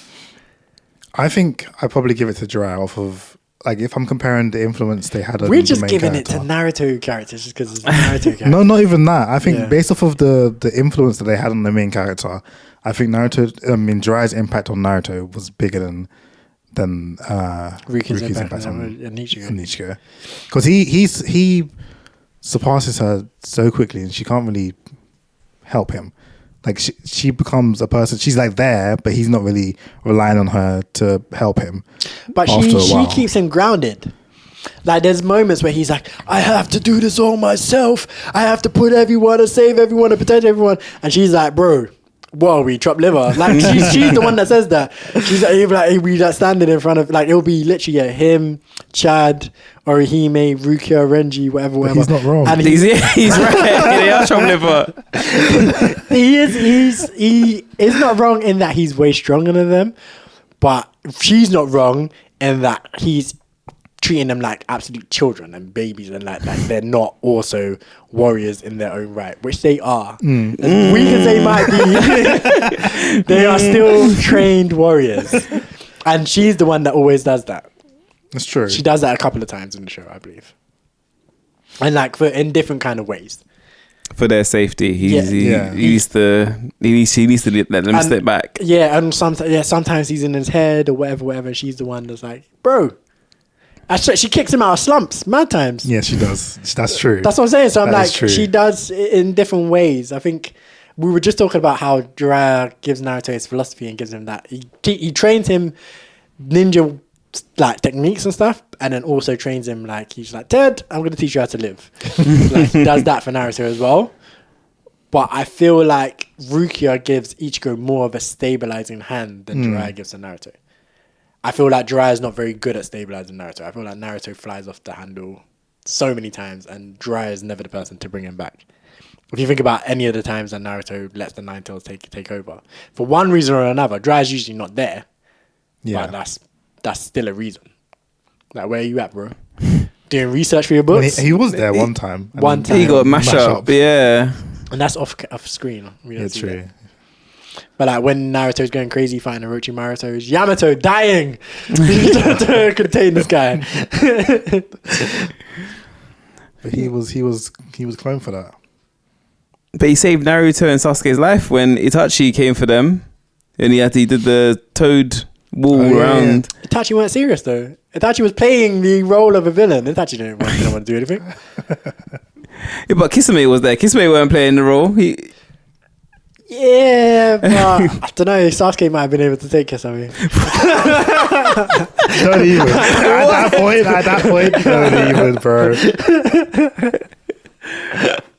Oh man, I'm joking. But yes, he saves them in that moment, sure. But I don't know. I don't think that's more impactful than what Rukia does. Rukia teaches Ichigo how to fight a Menace Grande. Saved him in that moment too. Yeah, she did save him too fast. She gave him his soul powers, didn't she? Yeah. No Rukia, no Ichigo. Just straight Rukia, up and down. Well, Ichigo is also we can't say Quincy and a Bounce and a... He's not about. He has a lot of things. Probably Don't go coming. giving him things he It's doesn't coming have. at some point, I'm sure.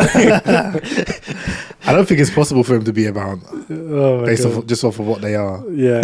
Well, they're vampires, aren't they? Yeah, they're like souls without souls. What is the end of the series one that he becomes?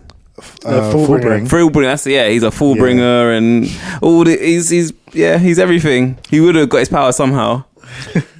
No, he definitely would have got his power somehow because his dad was a thing already. Yeah, the Quincy side would have awakened at some point. We don't know that. But it's eventually it would have happened. No, we don't Either know of that. his sisters. That's what I was about to say. Do either of his sisters get any powers to speak of? They don't. They're both still He took it children all. at the end of the thing, at the end of the show. So they don't ever reach his age. The age that Is he it got. an age-based thing? Because I feel like in the Soul Society is not an age-based thing. But the Soul Society is after death. It's not the same. I feel like Uryu was training Quincy powers before 16 or whatever. Yes, but he knew that he had powers and someone was there to train him. No one's there to train his sisters. Exactly, no training and no running into a soul reaper. But they were. Not the youngest one. The oldest one sees souls. Yeah. So they all have like a connection and they can see and they will interact with souls, and that is all they need. He could have been the next Orihime, bro. Without Rukia, he really could have been the next Orihime. That could have been the long and short of it. Nah, but he's got his drive would not allow him to be the next Orihime. If Rukia saved him from being Orihime, then I would pick Rukia. Because Orihime is driven to do her best as well. She is. You're telling me Orihime ain't trying? No, that's not what I'm saying. I'm saying she doesn't drive to do more than her best. She's trying to stay here But Ichigo is like, no, I have to be up here. I will give it to Jiraiya. I feel like I know the final we're going to get, but I'll give it to Jiraiya. It's almost certainly going to be... I think it's almost certainly going to be Naruto character versus Naruto character at this point. But okay. Because it's all Naruto we've got left, isn't it? We've got Jiraiya, Kakashi, We got Hisoka. So we're going to give Jiraiya. So we've got Jiraiya, Kakashi, Hisoka, but then we still got Gaara and Giorno. Okay. So that's the next round. Gaara versus Giorno Giovanna. This is hard for me to comment on. Yeah. It's known. See, but this, I don't think this one's easy. It's not easy. This one's not easy at all. It's not easy. I think Gaara's character development is crazy. Yeah. I think Gaara is one of the scariest characters I've ever seen. I swear to God. Yeah, young Gaara was watching creepy as Naruto hell. the first time, he had me on edge. What is this? Blood! Yeah, that was crazy. Blood! Oh my God. That was crazy. I was insane. Like I vividly remember being like 15, 16 or whatever I was watching that. Like, oh my God, I was like, is this for children? And the fight with Rock Lee was sick as well. Fight with Rock Lee. That was very sick. And his just bloodlust. Yeah. He's walking around just... You're gonna kill him. Yeah. You're gonna go to the hospital to kill him and Naruto pops up. Yeah. And Naruto Shikamaru and they're both just like, hey, we could have died. Hey, we just could have died. Then he killed someone, didn't he? He killed the sensei. The proctor. Yeah, the proctor, that's it. Yeah. Yeah. But then Giorno's got his character design. He's got they got the swag as we spoke about the other day. We spoke about his Golden Wind. Golden Wind is fun. It's a fun show. I like it. Golden's a fun show. His stand is good. The evolution of his stand is good. Yeah, I still crack up every time at that maths. Do you remember this? It doesn't involve Giorno. It involves me, Star, and one of the other ones, and they're trying to teach him maths, and he gets the question wrong, and the guy gets pissed at him. It's fun. Is it the one with the blue T-shirt who has and he has a hat? Is it that one? And I feel like it's the one with the blonde hair. I can't remember that bit. It's so funny. Like when I saw it, I was rolling on the floor. Hilarious stuff. I'll show you guys. But I enjoy it. That's one of my is it one of my favorite JoJo arcs? I don't know. It's difficult. I think they're also different. They're also different. It's hard to rank them, but they're all up there. They're all good. They're all good. I don't like my probably my least favorite one is Stone Ocean. Between that or Josuke Higashita, his one. Is that the slice of life? Yeah, the slice of life one, and the art styles all different. Yeah, that one was cool, but it was cool. Yeah, it's one of the lower ones. Something light. That one was. Let me just show you guys this actually quickly.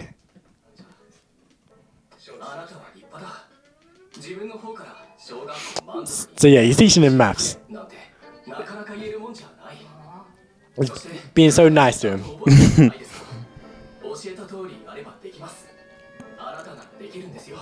It's when they're first introduced, isn't it? Kinda, yeah.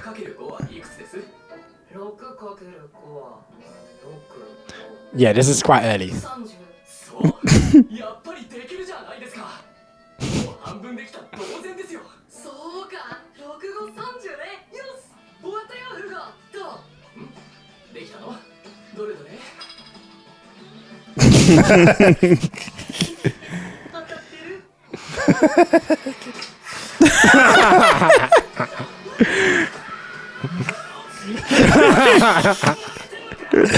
I was rolling. Oh my God.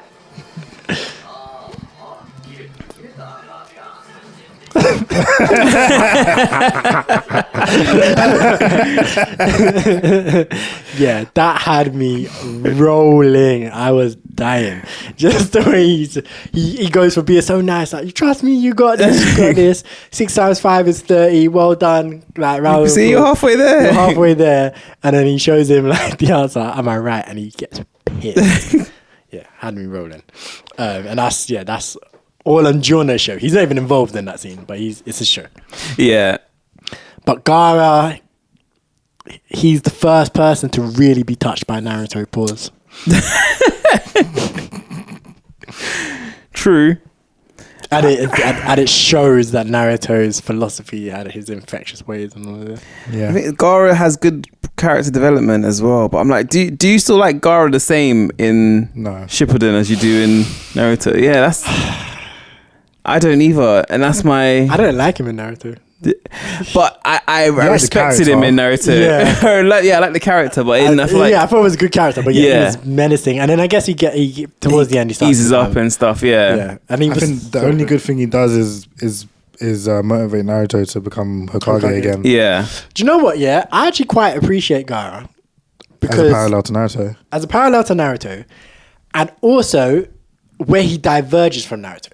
Because so often in these kind of shows, once you're touched by the main character, you just follow them. Just speak, my guy. And you just follow them blindly.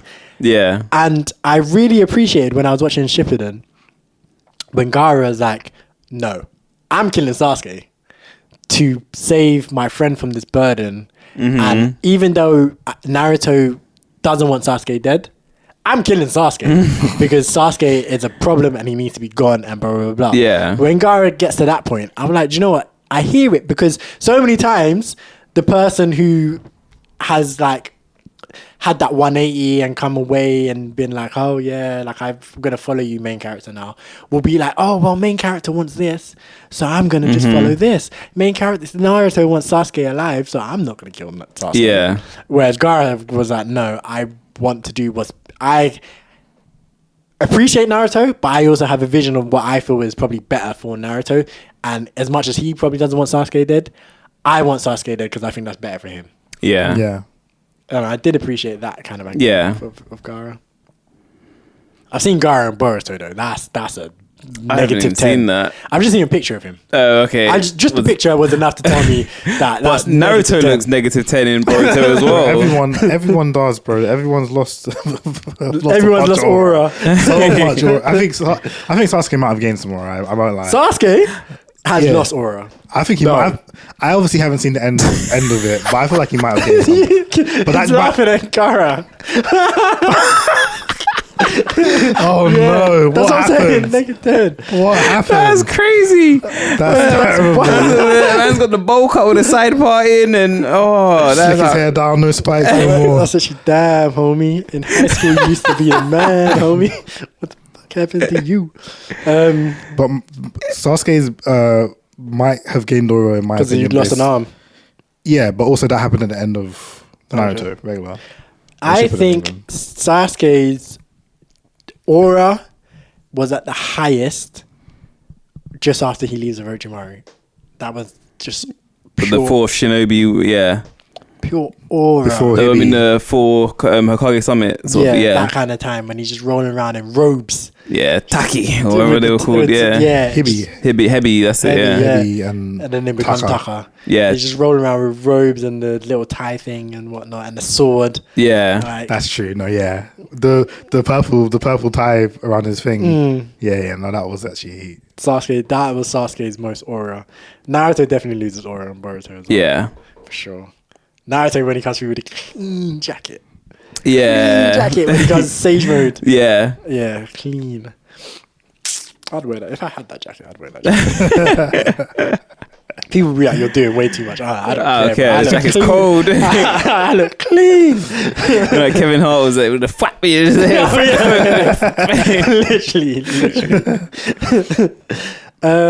Boy. I want to go Jono, you know. I think I want to go Jono. I'm going to go Jono as well because this is going to be too Naruto heavy. So I'm going to go Jono. And I don't think Gaara has a chance against Jiraiya. I think Giorno is more of a discussion against Jiraiya, even though Cam can't even get involved. Cannot. But okay, let's go Giorno. Giorno versus Jiraiya.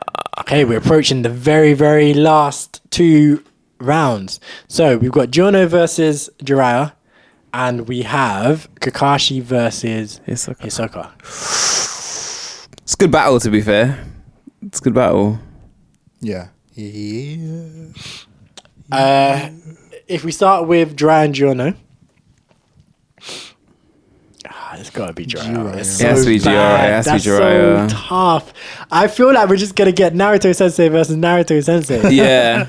Nah, I can give it to. You can give it to versus Hisoka. Kakashi. Yeah, I can find a way. Then Find a way. Tell me. Find a way. Tell me. He's funnier.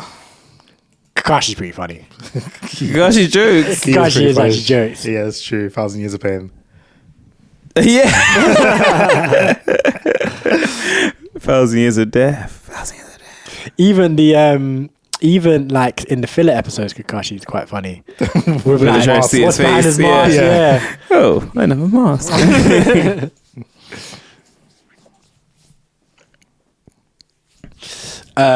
Yeah, it's tough. Who wins in a fight?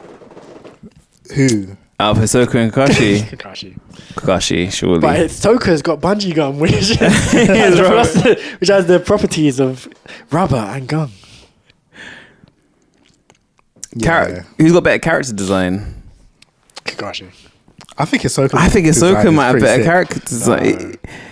Kakashi for a ninja. The thing is, I think that outside of his face, everything else is just regular. It's standard, yeah. But his hair and face is iconic. He's got that shit on. Even that's what I'm saying. Like all of the Jonin are swagged out, Bridget. It's true. It is true. It's true. And the ones that we see, and they all have variations to how they're wearing it as well. Kakashi's thing is not the same as Guy's, which is not the same as Azuma's. Like they all wear, it's kind of similar stuff, but it's all quite different. It's different. There's variations. Yeah, it's true. And it's all gold. Yeah. And it all fits their character as well. Like Azuma's is a bit bulkier, and because he's a bit bulkier of a guy, so he and he has to carry his bloody things. Shurikens, not Shurikens. Yeah, ninja tools. His ninja tools and whatnot, so it suits him. And then Kakashi's a bit leaner, trimmer because that's kind of how he is. And then Guy's got on the bloody spandex because that's how he is.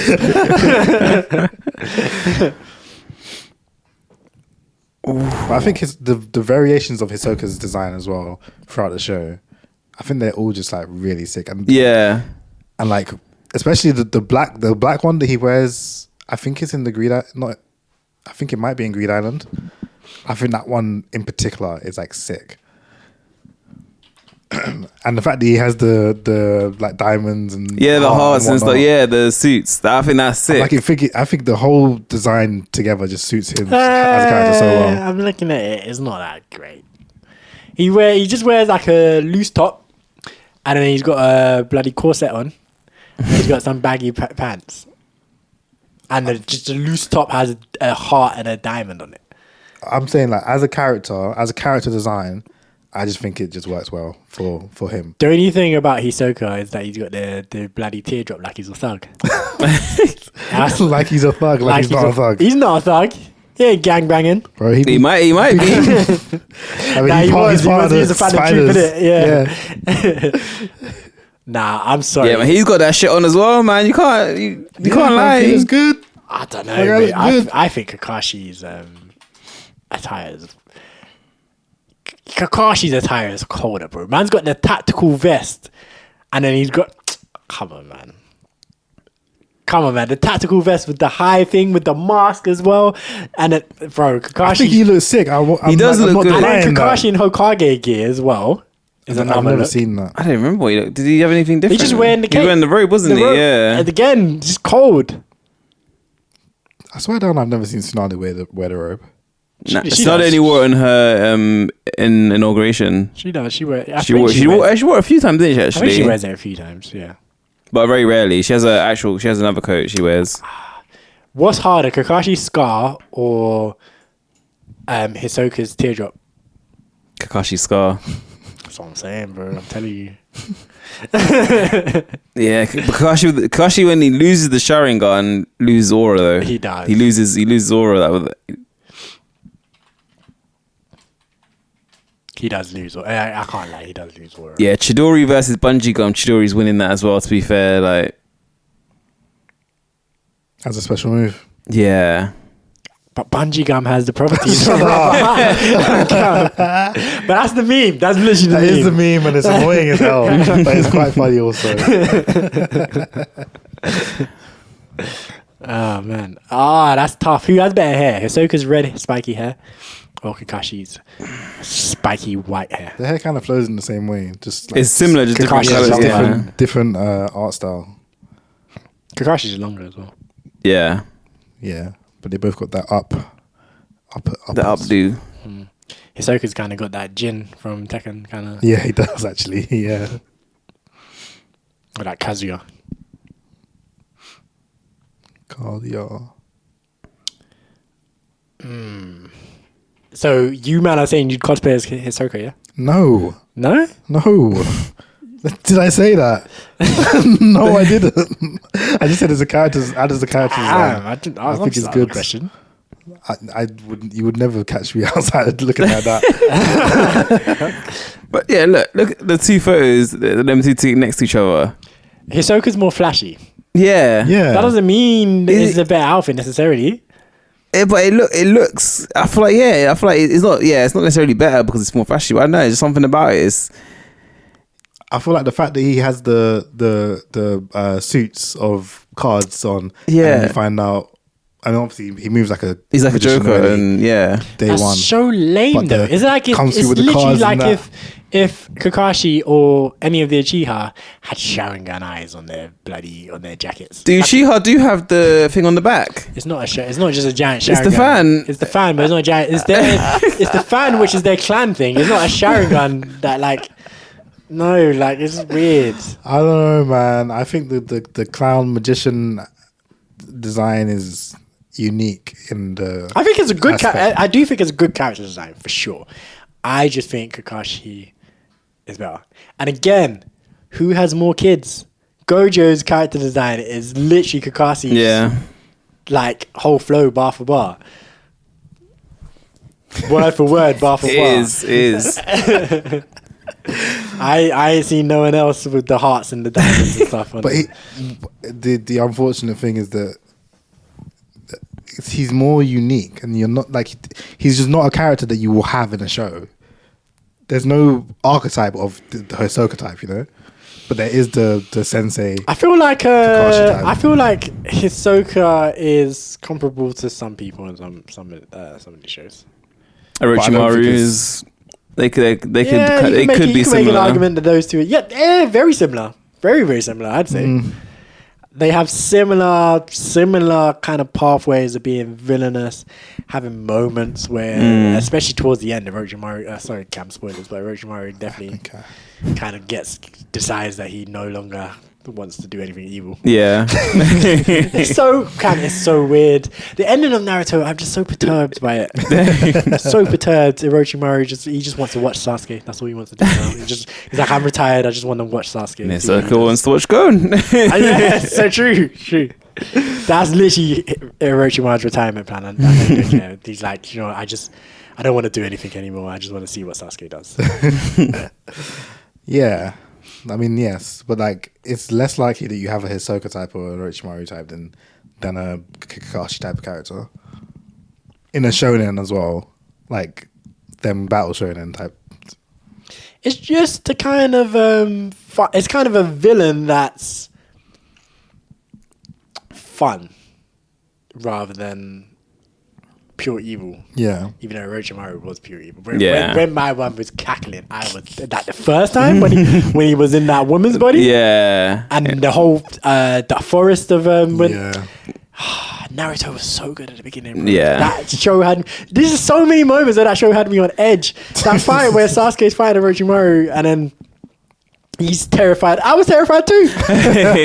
Oh my god. Yeah, Not scared, are you, kid? Yeah. And Naruto starts nine-tail foxing. Naruto Sick. fell off. I'm sorry. Naruto Shippuden Massively. was a fall off. I'm sorry. The more we talk about like early days Naruto, I'm like, that show was so good. Yeah. Oh. Okay. So you two are both saying Hisoka then? No, that's not what I'm saying.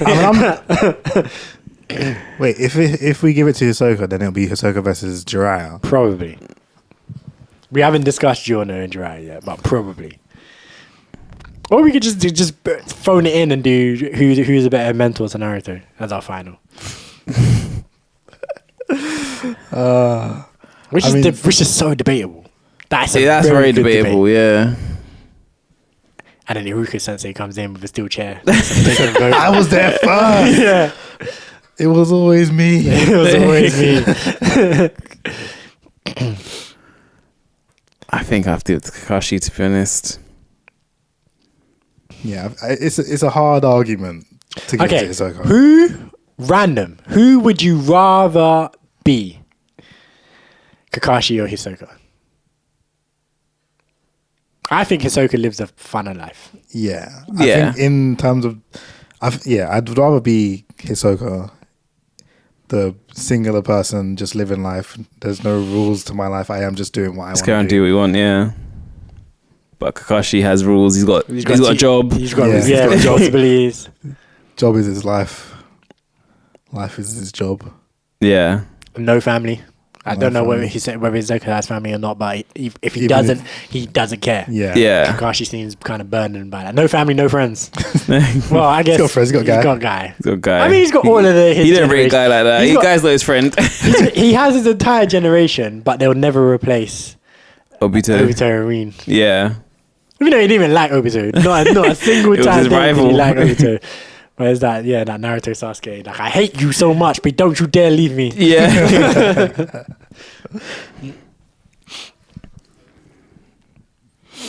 Yeah, Kakashi. I'm going to Kakashi. I think that's what it always comes back to. We can try for Hisoka as much as we can, but then the end of the conversation is Kakashi. Kakashi, yeah. Like, Hisoka's got some points, but I feel like overall Kakashi's got too much. There's too much there for him. Yeah, too much firepower for sure. All right. Then Jiraiya versus Giorno Giovanna. Like, again, after what we said, it's got to be Jiraiya, isn't it? Like, Giorno is...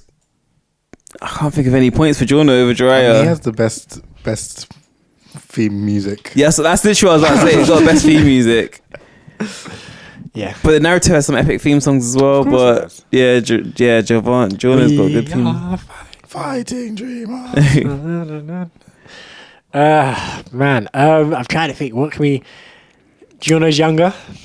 Younger character design. I think Jiraiya's character design is sick though. It is good in the world of Naruto. There's a good character design. Stands out quite a bit actually. Yeah. I think his outfit's too clunky though. I prefer Giorno's outfit. Like, yeah, Jiraiya's outfit is very old timey. Yeah. I always wondered how he fights and all that. Yeah, exactly. Like, how you throwing hands and all that. Used to it, mate. It's used to it. Right. Fighting style then, because we've seen bits of Jiraiya fighting. Who's got better fighting style? Who's better looking? Jiraiya's the uggo. He's like a frog. It's horrible.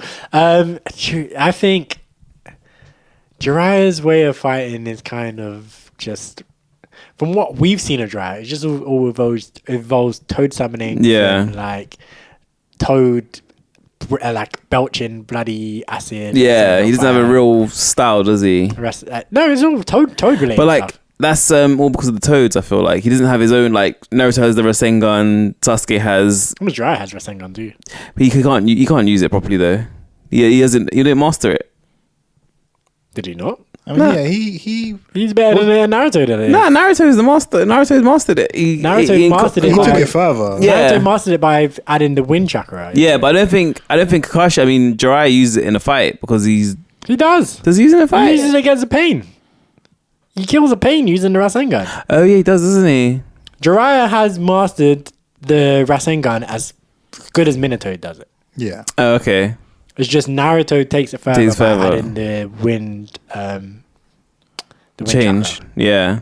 Change of things. So Jiraiya, Minato, and Kakashi all do Rasengan the same way, except Kakashi takes a lot of chakra because he ain't got any chakra. But yeah, like okay. I think the Naruto thing would be shadow clones. Jiraiya doesn't have a move that's solely tied to him in the way that Naruto has shadow clones. Yeah. Well, I mean, it's the summoning of the toads and all the But toads. Naruto does that as well. Well, it's because he taught him. So Yeah. I guess you can kind of say. Yeah, I And mean, he Naruto was there again first. masters what Jiraiya couldn't do because he true. masters Sage mode. Sage mode perfectly, Yeah, Jiraiya couldn't do that. But yeah, I think Jiraiya's fighting style is boiled down to being a Toad Sage. Yeah. That's how it is. Because that's kind of how Orochimaru is as well with his snakes. Yeah. He's like striking snake. He's True, using yeah. his tongue and all of this sort of stuff as well. And then Tsunade She's just a powerhouse. It's just fists Yeah. and healing, fists and healing. And slugs. And the slugs are the healing. So, Yeah. Fists and healing. Fists, just pure fists. Yeah. Just powerhouse. Yeah. So, and then, but Giorno, I can't even, his golden wind, it turns back time or something like that at first. How does it work at first? No, because it changes. It's at first. It's like it he punches, and then it does something. It changes like the state of things, so he can like because remember he changes like the money into a butterfly and things like that. So he can like change the state of things, but then it changes to the time changing thing when he after he gets shot with the arrow. Giorno possesses a stand known as Golden Experience, whose primary abilities are to give life to non-living things, which is mostly used to turn inorganic objects into living organisms and create body parts, acting as a healing ability. Okay, fair enough. Yeah, because I remember he like changed the money into a butterfly and then on things like that. But then when he gets Golden Requiem, that's when he can change back the time. Mm-hmm. And then when he gets Requiem, his ability is to revert all actions and willpower back to the state of zero, completely nullifying them and preventing them from becoming real. For simplicity's sake, it's comparable to performing Control Z. Completely denied. That's crazy. Hey, we maybe should have had Giorno in that conversation earlier. Okay? Yeah, Command Control Z. If Goku tends to win, what happens if Giorno comes at the end of that and controls Z? That's crazy. Like you're trying to go infinite. I'm taking you back down to zero, bro. I'll undo that real quick. Oh man, but is Giorno Giovanna stronger than Naruto? That's an article. Let's see. Nah, you can't be. While it's true that Naruto outclasses Giorno in basically every way, there is absolutely no way he could take down Golden Experience Requiem, which is true. Yeah. Is there a like an activation effect of it, like something he has to do to activate it? Or See, is it we just- don't really know. I feel like this whole stands thing is just artistic. I feel like if we lived in, I don't feel like even the other characters see these stands Yeah. in that way. I feel like it's all just mental battles Mm-hmm. and like the powers clashing against each other. I feel like the actual stands that we see as illustrations. Well, it's like Bit Beasts. Bit Yeah, Beasts in that kind of way. I feel like it's just illustrations for us as viewers. Yeah. But I feel like in universe, I don't know, because Because his stand changes basically after he gets shot with the arrow. So that's why I don't know if it's. but that's just his power changing. But that's what I mean. So I don't know if because he can obviously activate his power at any point, but I don't know if he can activate Requiem at any point. I don't know if he has to, because we only see it once. So I don't know if it's then he can then activate again later, or if it's like there has to be a certain condition where he But can then activate I it. feel like if we go off of what happens in Stone Ocean, Yeah. I think your just power can change. Because remember, my man's power, the Father Pucci or whatever, his power just changes. True. Yeah. So I feel like your power. Can His just power point change so he can activate it whenever he wants, sort of thing. Yeah. So yeah, I can't imagine. So it'll be weird because obviously how we watch it, we see the stands fighting the stands because that's just how that kind of universe works. But I feel like if Naruto was to come into that universe, he wouldn't even see the stand. He would just feel the effects of the power, but he would just punch Giorno square in the face. Yeah. So, and I don't know how Giorno gets up from that. She gets folded real quick. Yeah. So it's interesting because the actual characters in JoJo's Bizarre Adventure are marginally stronger than actual human beings. They're like just jacked up men. Yeah. So they are strong men, but The What about the stands other can do a thing? lot. The other power that they Hamon. have. Yeah. Them man don't know that. They anymore. don't, yeah, Joe know about Harmon. Joe don't know that Hamon. That's his granddaddy's. Great. Yeah, he ain't know anything about that. Okay. His ancestors. Yeah, Harmon. that's his ancestor stuff. Yeah, no. That's lost to time. So funny. Oh man. So Jiraiya or Giorno? I think Jiraiya. Jiraiya's got to win it. So we really came and ended up at the battle of. And we removed Naruto characters as We well. specifically Yeah. we got 2 more Naruto characters, and I said that's too many. So the wheel that we were using clearly had like loads of Naruto characters on it. It must, because I didn't see any Dragon Ball Z characters when I was spinning. I saw one Piece character. Obviously, we got like 6 Naruto. I think we got only 1 Bleach, Rukia, Yeah. and then a whole load of random ones, which I don't know. So Kakashi versus Jiraiya. This is the main event of the evening. In the blue corner, weighing in at 432 pounds, the Pervy Sensei. Jiraiya. And in the red corner, weighing in 150 pounds, you have Kakashi Hatake of the Sharingan Eye, the copy ninja of 1,000 jutsu, the son of the Wi-Fang of the Leaf, the 6th Hokage, Guy Sensei's best friend,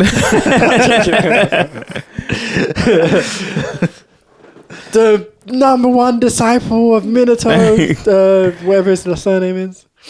Namikaze. Yeah, Namikaze. Ooh, this is a tough one. It's definitely tough. Who wins in a fight at peak power? Kakashi? Kakashi. At peak power, I think it's Kakashi. I think at it's peak it power. is Kakashi. Kakashi at peak power. Even though Jiraiya's the strongest signing. He is the strongest signing, but Kakashi at like the end of Shippuden, Scuffed. Everyone's he's scuffed. yeah. Does he get? But how does he increase? He gets another Sharingan and then just becomes mad strong. He gets Susanoo. Oh Lord! Yeah. Oh Lord! And he's got the perfect. He gets the perfect. His Mangekyou Sharingan becomes perfect. Yeah, Because throughout when his Mangekyou Sharingan is the other half of Tobi's Mangekyou Sharingan, and then and then now he can use both sides of it, so it becomes perfect. So he basically Kakashi plus Tobi plus a Susanoo. So yeah. How does he get a Susanoo? Because he gets both Sharingan. Both Sharingan. Susanoo. How does he even unlock? He unlocks How does the Mangekyou unlock for him? You have to. Because it unlocks for both of them. I know. It's unlocked through pain. Is it just pain? It's the I thought pain it was of your best friend. Anger or Yeah, it's strong emotion through your best friend Yeah. dying or whatever. So, yeah, I'm not gonna try and break it down. So I'm not gonna try and break it down. apparently, so as far as I understand it, he's had the ability to do the Mangekyou since a youth. No, I get that. What I was gonna say is that it's not his eye. Why does he even have access to that? Like, so him and Obito both unlock it. No, at At the same time. the same time. So it was Obito's eye, and then it unlocks when Obito sees Rin get stabbed, and then that's when that's how they both unlock at the same time. Yes. And the way how it happens is like for Itachi, he had to kill his best friend Shisui. And for Sasuke, he thought he had to kill Naruto, but then he unlocked it anyway, didn't he? He gets it when he kills Itachi. He gets Eternal one when he kills Itachi. Oh wait, how did he unlocks it just anyway? I'm pretty sure. I can't remember how he unlocks it, but he unlocks it when we see him again. Actually, yeah, because he has it already when he's fighting Itachi. Yeah. How does he get it? Surely they don't just yada that. That's what they do, because he says that I thought I had to kill you, my best friend, to kill it, but I realized I don't even need you because he already unlocks it. That's what he says when he sees Naruto again. Yeah, but how did he get it there? I'm sure just through training and there's no training. Stress. And then after Itachi, he gets the eternal one, I'm pretty sure, because Obito like does something with his eyes to put Itachi's into him. So yeah, that's why he has the Amaterasu as well. Wait, didn't he have that? Did only Itachi have that then when they fought? Yeah. Okay. I'm pretty sure. I think Sasuke could wipe it out somehow though. Or maybe that was later.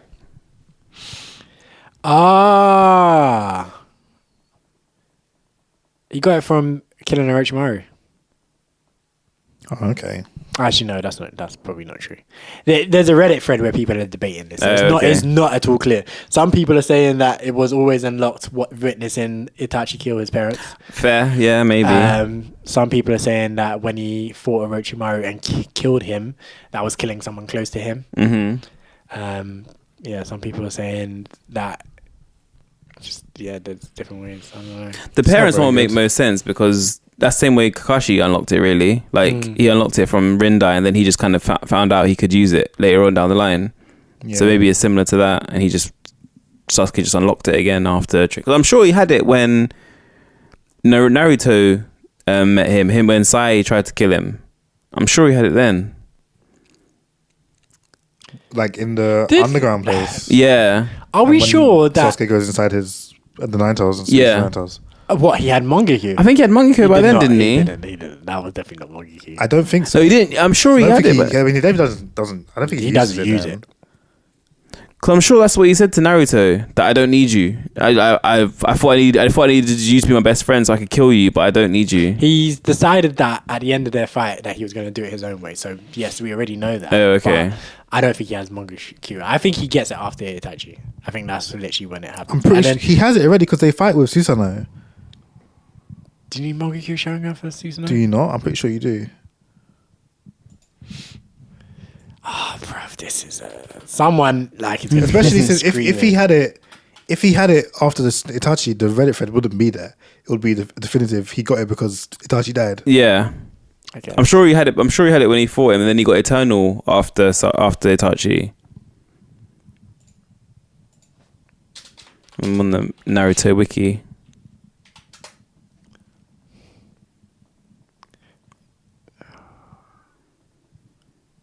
You are my friend. This Sharingan thing is moving like what's it called? Dragon Ball, Super Saiyan. Yeah, it fully does. It fully does.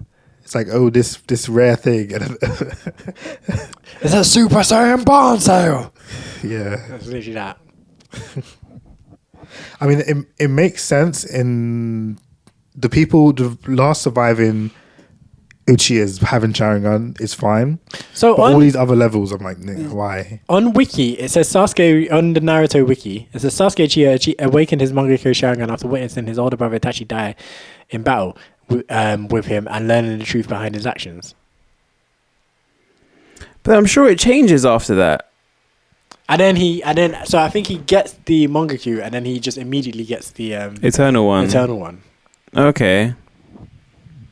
Because I'm trying to think of who else does he use Mangekyo. Like, when has he ever used like a Susanoo or something like that? Who else did he fight and use that against? I don't think we ever see him use it before the fight with Itachi. But that's what I'm saying. I don't think he does. Susanoo.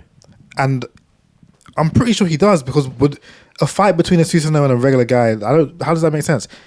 Itachi was holding back. He doesn't use it versus thingy, does he? Killer Bee. No, but he fights Killer Bee afterwards. Is it? That's after Itachi, isn't it? I think so. Yeah, I think so. Because that whole thing was, you killed one of my agents. Yeah. Go do what I would have sent him to do. Yeah. Maybe he doesn't use it against Winnie. Oh, sorry. Let's meet this.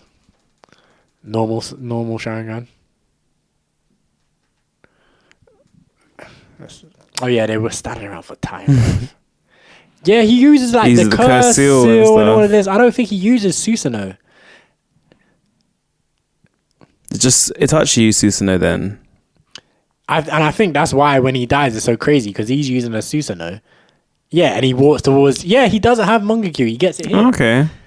Because that's why it's so crazy. Because Itachi uses Susanoo, and it's like, oh shit, and he just walks towards him, and dies. And then Itachi doesn't use Susanoo before that point.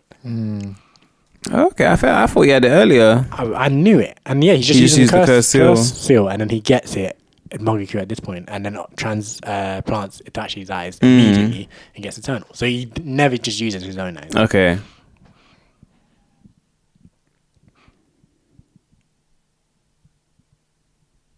Yeah, man, good stuff.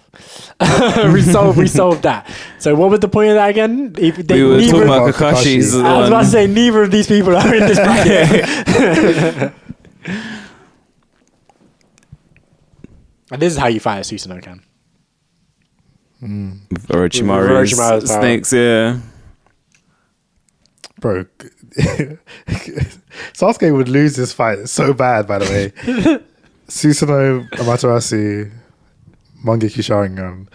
Yeah, but he's got some snakes. They all get beheaded. I'm still trying to think of... This looks so much worse than I remember it looking. Yeah, it's bad by now. It's because of how good anime, like, animation has gone now. Yeah, animation now is crazy. Yeah. But also, that's what I'm saying. This is why I don't like it when they start doing all these god power stuff. With like Susanoo and whatnot, because it's you just have to go crazy with that. Yeah. Whereas I feel like when it's more down to the ground, down to earth type stuff, it holds up longer. Yeah. Like I was watching History's Strongest Disciple Kenichi the other day, and that's from the early 2000s or whatever. And they're just throwing hands, and it's good. It looks sick. Still looks sick. It's still entertaining as hell.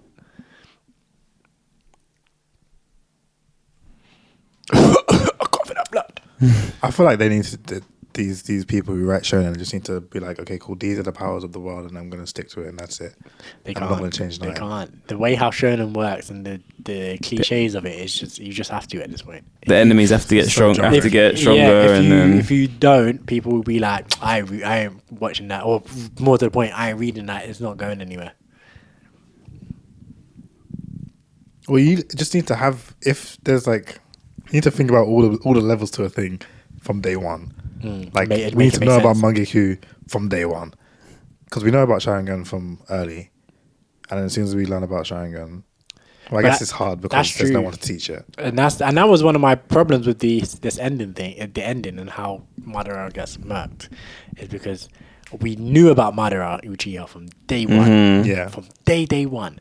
Kaguya, we only learn about her about 5 minutes before she pops up, and it's just a joke.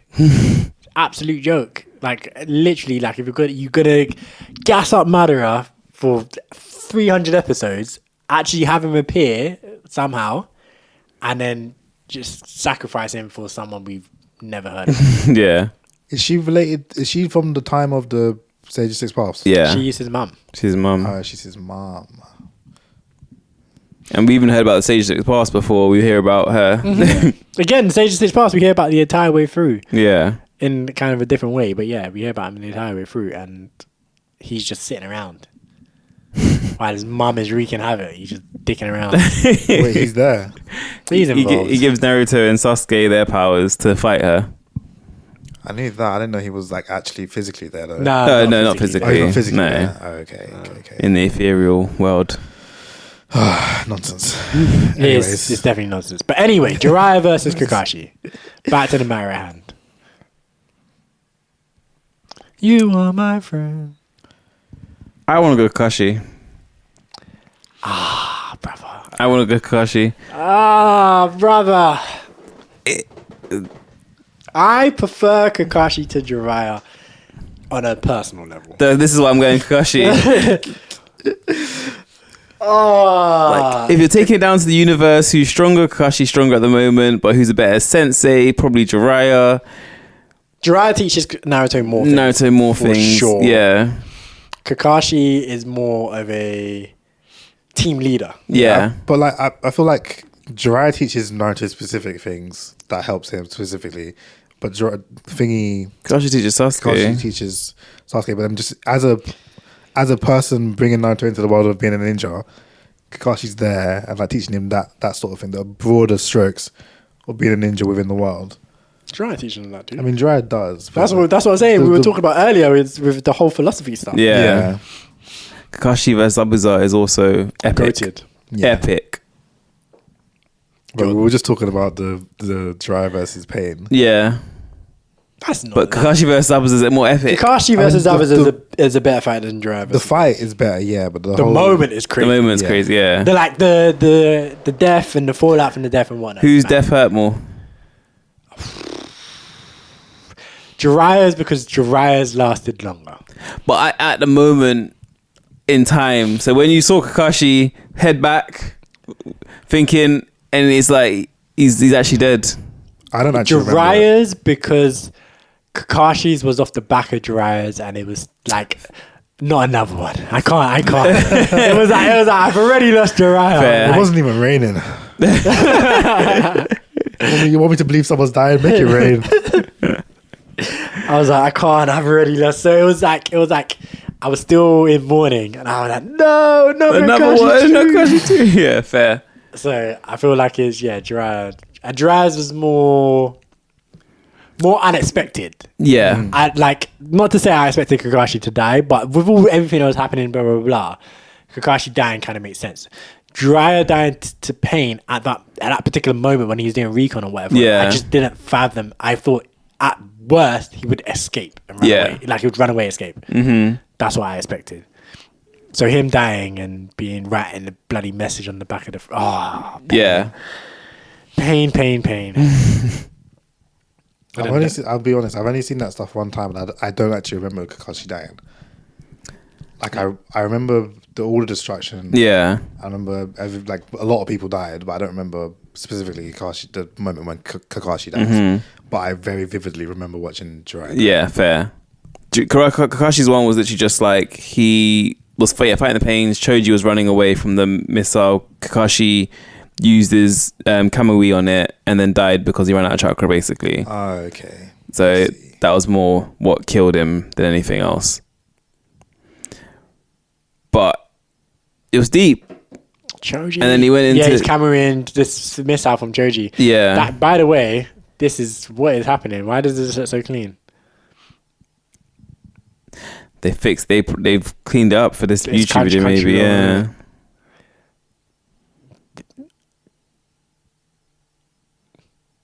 This is basically what happens.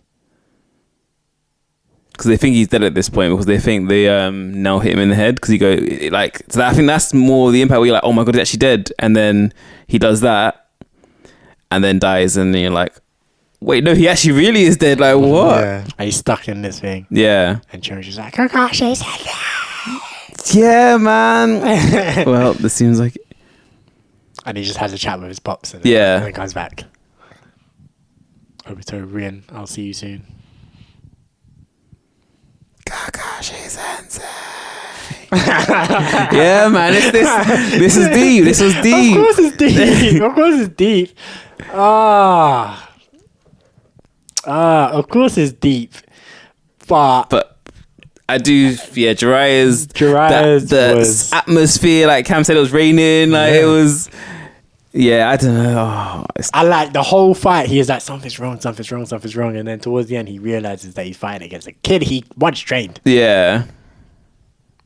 Didn't he? I thought he knew that already. No, because wasn't the main pain that came around? That was the one at the main? Well, yeah, he recognized, but he didn't know who it was because he saw the main one, who was the ginger kid's body. Yeah. But then he thought it was just someone else. Yeah. But then he realized, oh wait, Nagato. Yeah. Because he meets Conan first. Yeah. He meets Conan. He remembers her, and then he. And then the But the first pain he meets is not Yahiko. No, he meets a random one. No, he meets him at the end. And he's like, "Wait, Yahiko, you too?" And then that's when he fights them all. And then he realizes, it's Nagato. Mm-hmm. That's basically yeah. So it's like a subtle thing of like he feels like something's wrong, and he realizes that it's the students that he saved and trained and whatnot. Although this is crazy too, like what we're seeing here with he bumping into Obito and Rien and then going to sit by his pops. Insanity. You know, they made it a moment. Cooked. They made it a moment. Knowing full well it's going to bring it back, but they made it a moment. Hey, Dad. Will you tell me your story? Oh, will you tell me your story? Going into the bloody ancestral realm and saying, will you tell me your story? It's crazy. And we finally see how much he looks like him and all that kind of stuff. Oh, he's smiling. Ah, that's cute. Damn. Yeah. Yes. So who you lot going with then? Again, I default towards Kakashi. Kakashi's one of my favorite characters of all time. Yeah. But Kakashi was one of my favorite characters of all time before I even knew who Jiraiya was, sort of thing. So it's like, Yeah. I mean, that's why Kakashi just has to win it at this point because Jiraiya, as good as he was as a character, Kakashi. They're both pervs, and Jiraiya's a bigger perv. Jiraiya's way bigger. Jiraiya is the father of that pervy game. His books, Literally, Kakashi reads his books. But Kakashi, man, he just from day one, it's like when we see him, he's a G. But Jiraiya trained Kakashi's Sensei. Yeah. We gotta put some respect on that name. Respect forever, man. No disrespect. But then Minato surpassed Jiraiya, Kakashi surpassed Jiraiya, like Naruto surpassed Jiraiya. It's almost like power scaling goes crazy. Yeah. Power creep goes crazy. Yeah, it goes ridiculous. It goes absolutely ridiculous. It goes absolutely ridiculous to the point that when Minato is revived, Cam, we just spoiled Naruto entirely for you. I truly couldn't care. When Minato is revived, they have to give him the Nine Tails to make him anywhere near comparable to what's going on at the time that's happening. Literally. Like he literally, compared to everyone else, Minato, it just what they explain of him up until that point that they revive him, is so underpowered, bro. This is a guy that is just fast with kunai. Yeah. Like he has no ability to kill anyone. Like I guess he got the Rasengan, but even that is way underpowered at that time when he comes. Naruto's now got it with the wind change and all that, so his Rasengans are huge. They're huge, and he's throwing it and he's eating it. Minato is still carrying it over to you. Like so, they have to do the whole thing. I absorb some of the Nine Tail chakra, and I could do full Nine Tail cloak and whatnot now. So you've got the yin side, I've got the yang side, so it's too powerful for just you, Naruto. Even though this whole time it's that you've got the whole thing, but I say what something. they say he has to siphon some off. Yeah, pretty much. Because then, when you compare him to Hashirama, who's basically a god. Yeah. When he comes back, and then Tobirama he's also pretty much just as fast as Minato, plus he's almost as good as Hashirama. Yeah. So Minato comes back and is like, you are just marginally faster than Tobirama is. Like very marginally. Like Slower than Naruto. Slower than Naruto, very marginally faster than Tobirama, and you have no useful jutsu. And you're not a genius like the third. Like the third is the genius who mastered like mad amounts of jutsu. Yeah. That's so jokes. To end up being the bum Hokage. And the thing is, when he's introduced as if he's like the strongest. Yeah. And then when Orochimaru's reviving them, Hashirama's like, I can't let him bring him back to not that one. Not him too. And now I was like, you probably could have taken him, to be honest. Like, it is like Hashirama, by the end of the show, Hashirama is by far the strongest Hokage. Yeah. But at the beginning. But that makes sense, because he was warring with Madara. Yeah. So he should have been. But at the beginning, when they introduced the fourth Hokage, they introduced him as if he's stronger than Madara, anyone has become before. So yes, Hashirama and Madara would beef him, but the idea is that if Minato was there, he would have told them both to sit down. But that's just not what it ends up being. Like, even with the Nine Tails, he's significantly weaker than Hashirama and Madara. Significantly weaker. It's jokes. Like he's there, he don't do shit, more or less. He's just there. The main thing he does is just help Naruto. Yeah, pretty much. That's tough. But so I guess Kakashi wins our tournament. Kakashi wins the Battle Royale. Hot cake. That's crazy. I feel like it was always going to be a Naruto character. I feel like Naruto is too impactful for our lives. Yeah. And then there was just so many of them. We have to ban Naruto next time then. Unless it's like bums, like 10-10 or something. And we have to do you can't be part of that line that can be traced down from the third Hokage. Yeah. So, or no, you can start at Hashirama. You can't be part of the Hashirama Madara chain. Yeah. And that includes, because what is it? They trained. Who's the third? What's the first name again? Sarutobi. Sarutobi, yeah, because the first two trained Sarutobi, then Sarutobi trained Jiraiya and them lot, and then all that line you can't be part of. Yeah. Can't be part of. Yeah. That's fair. You just got to step to the side and pull out the Hyugas and that. Yeah. We could talk about Hyugas all day. We could talk about the Ina Chikacho all day. Shikamaru cooks in this though as well. He's probably tough, but Choji and Ino, we could talk about them all day. I mean, I would still put Shikamaru in. He's just going to be a heavy. Yeah, he'll be a heavy hitter, but he's not. He cannot win it necessarily. Yeah. He could win it, but he also couldn't win it. Yeah. And that's what we can talk about. We can talk about the Sound Ninja 5. Actually, no, technically they'll be part of the thing because they're like Orochimaru disciples. Yeah. Oh no, I guess we can make an exception. For them, because they don't get anywhere. Anyone who's not, I remember their names. Not Sasuke. Yeah. Maybe he's Kakashi's. Oh yeah, that's true. So, that line. So for Orochimaru, I guess he does. It's Kabuto. Kabuto. I was gonna say, I remember his name was who Kabuto. gives a damn about Kabuto? No one cares about Kabuto. I feel like Kabuto is not included. But, and then what's Tsunade's woman? Shizune. That's it. She fights. She has some moments. She has a couple moments. She has some moments. Her and Tonton. The pig. That's crazy. Yeah. That's some moments. I swear when she's got her gear on, like her fighting gear on, the pig is wearing something as well. Yeah. She's got a little like ninja jacket on, flight jacket. Moving like Akamaru and that. Yeah, basically. Yeah, exactly. Akamaru Kiba. All the dogs that thingy has the summons. Kakashi. Do you know that Shino is like the most successful ninja in that show? I saw someone say it the other day, and that like including fillers, Shino is like possibly the only person that is never in any real danger. Like who's in fights and wins fights, and it's just throughout his fights. He almost died versus the Sound Ninjas, didn't he? Shino. He's not there. He's not there. Which one was he there then for? He fights the sand guy, Conqueror. And he washes Conqueror. Yeah, Conqueror. Washes him. Nah, he almost died of the poison. What? Shino, he nearly died from the poison. Does he get versus Conqueror? Yeah. He definitely, I think he does get poisoned. I swear Neji but I and swear he's like immune to the poison. But I think that is a thing. I mean, that's how he survives. But then he was like, Tsunade had to like pretty much save his life, sort of thing. Like, so remember Tsunade came in, had to save Neji, save Rock Lee's limbs, and I think Shino was the other one who, and Choji. But this is a different thing we're talking about though. I'm talking about when he fights Conqueror. He doesn't go after Sasuke.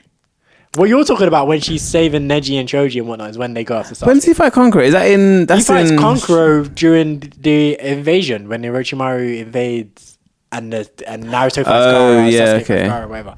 He fights Conqueror then, and I'm 90% sure. I feel like Conqueror tries to poison him, and Shino's like, "Haha, I'm allergic to poison." I think you're right. Poison. And he like just. He has his bugs eat his puppets and whatnot, and wins. And he murks Conqueror, who turns out to be quite strong. He looks like a bum in that fight, but he turns out to be quite strong. And then Shino doesn't really fight much else. He fights in the tuning exams and whatnot. He plugs up the Sound Ninjas thing, and fucks him up. Like, so literally, any fight worth mentioning about Shino is like. He just meshes everyone up. Yeah, and then main story wise, he gets put on a back burner. So then he just fights in fillers. Yeah, and in fillers they're just not serious. So Shino just ends up just looking like a god killer. Like in every fight he's in. He's Boruto Sensei as well now. Is he? Yeah, he's even more reason why I'm not watching that. Oh my god, it doesn't make sense. That's literally like Jose Mourinho. Like she knows Boruto Sensei. Take that. Yeah, what the hell is that? He does not have the character to be like, oh yeah, I'm gonna teach kids. I'm gonna be a sensei. Nah. He's worse than Ibizu Sensei.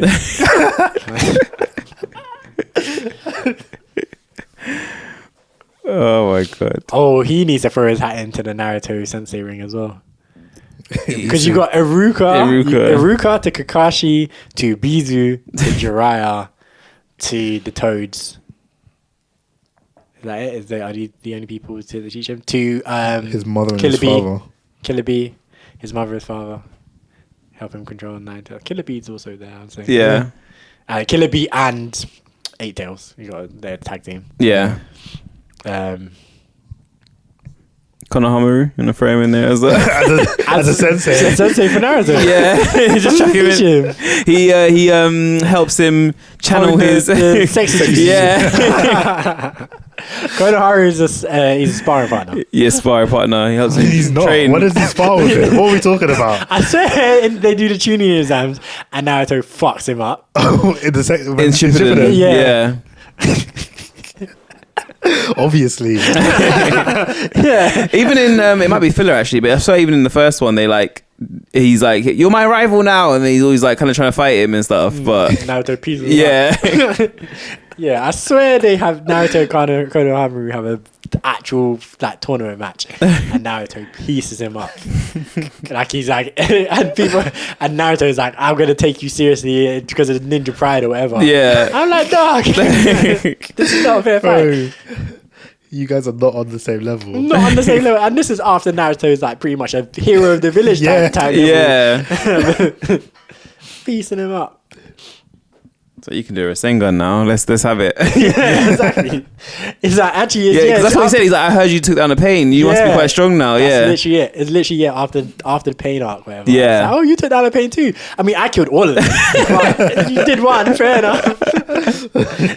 I killed all of them, and they're like masters. Literally. But you did one. Like, yeah, let's have a big fight on equal ground. Equal ground. Oh man. But yeah, the watch list. Who wants to? I'll go first. Who wants to go first? Wow, we've been recording for time, bro. So I've watched all of Dr. Stone last week. I had seen season 1 and season 2 already, but I never started season 3 when it came out, and I completely forgot what happened in season 1 and season 2. Mm-hmm. So I rewatched all of it, and I'm on season 4 now. And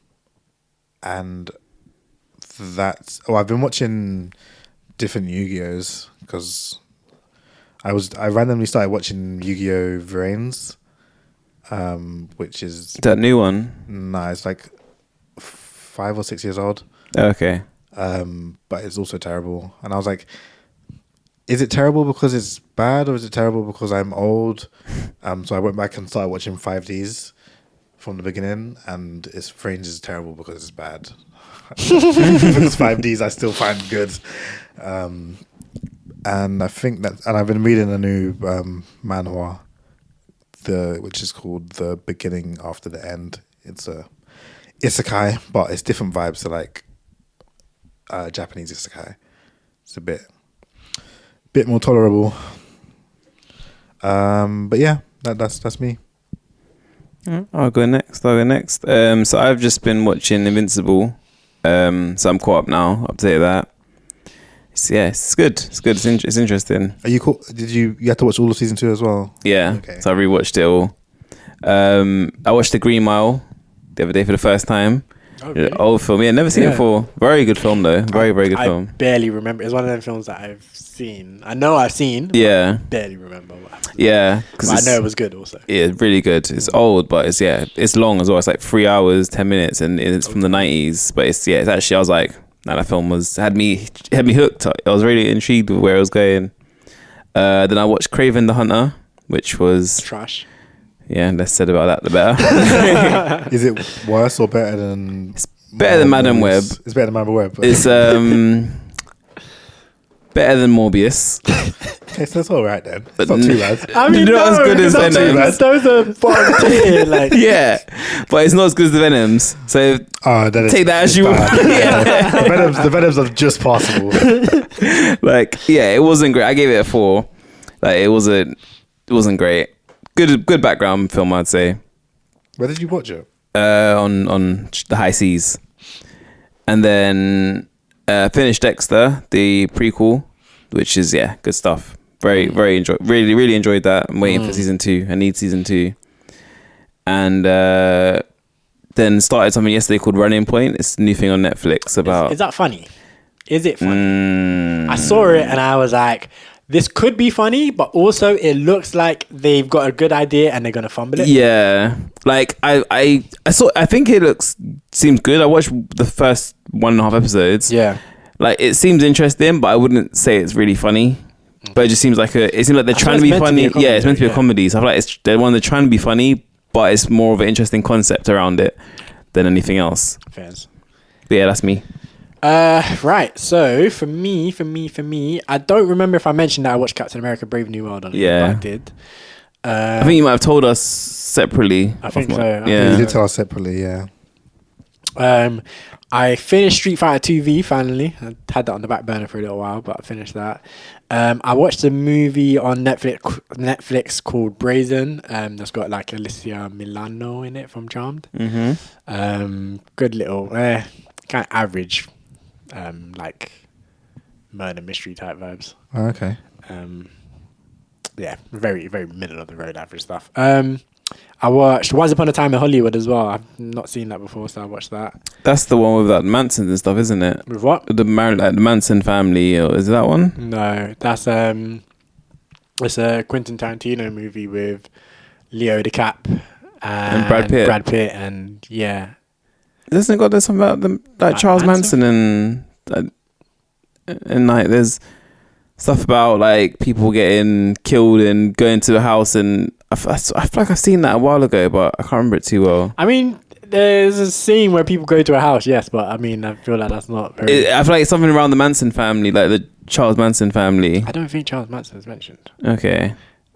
Maybe I missed it because I was kind of working while I was watching. Yeah. So maybe I wasn't paying it. But like, it's got Margot Robbie as well. And Bruce Lee and like Bruce Lee, not actually Bruce Lee, but him as an actor. He's got like someone playing Bruce Lee. Yeah. Because it's set in like the 60s and stuff. And yeah, I don't know. Maybe I just missed it because yeah, like I said, I was watching at the same time I was saying, but I don't think there was something that mentioned Charles Manson necessarily. I'm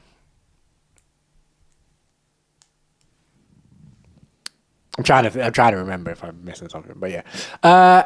No, so I also watched the first episode of Peaky Blinders. I'm starting that. Good stuff. And yeah, that's basically me still watching Solo Leveling. And yeah, Goated. Definitely great. So very, good. very good. Very, very good. I read that. That's one thing I've done this. I read Solo Leveling. I went and got the manhwa, last week, and yeah, read it, and I need more. Gotta wait till May. Oh, I'm fuming. Tough. You gotta get used to reading it on your phone, mate. You just gotta push through the awkwardness that you're feeling now, and you'll get to the other side feeling great. I will, but at the same time, I don't know, man. It's just. But the thing is, I'm gonna read that because I on the chapters on the phone, it works out. I think the actual volumes have like 3 chapters in it, but then on the phone, it would be like the equivalent to 10 chapters.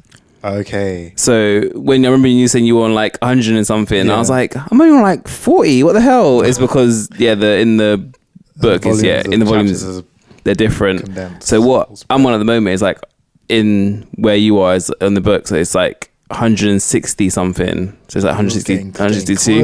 That's what I mean. But then when I worked out, I was like, this is probably 4 more volumes. So, and it comes out every three months. So I'm like, I've got another year before there's only 180. Oh, is it 180? I thought it was 200. Was it 200? No, 200, because the 200 after 180 there's a epilogue.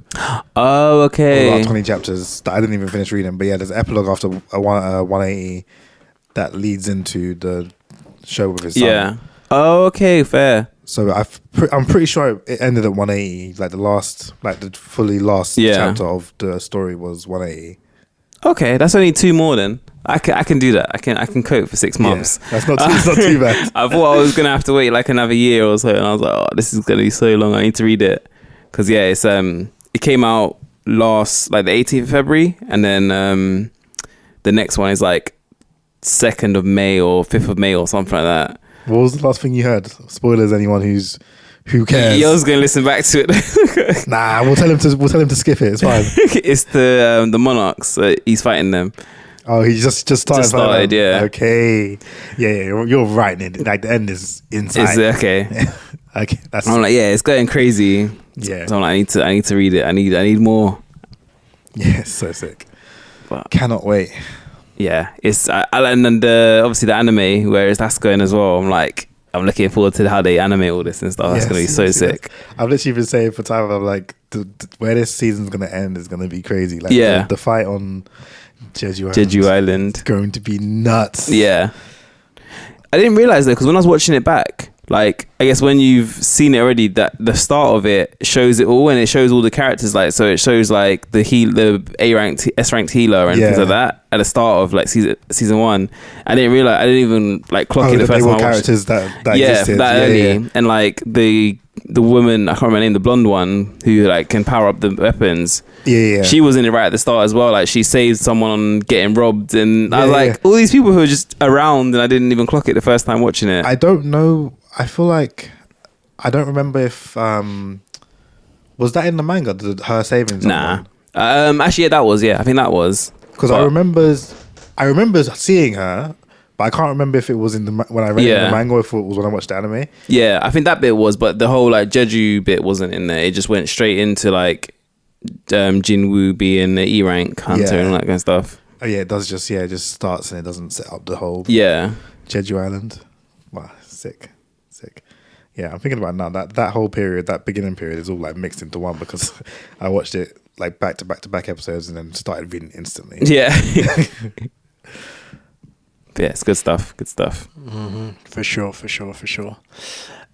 So yeah, for another 2 weeks, that is basically us. Make sure you follow us on all the social networks at 5 Letters Podcast. Let us know what you think about the tournament bracket. Was Kakashi a deserving winner? And let us know what you think about Goku plus Infinity. Goku being Infinity +1. Let us know whether you agree or disagree with that take. But yeah, for another 2 weeks, like I said, we are out of here. Take care. Peace. The 5 Letters Podcast.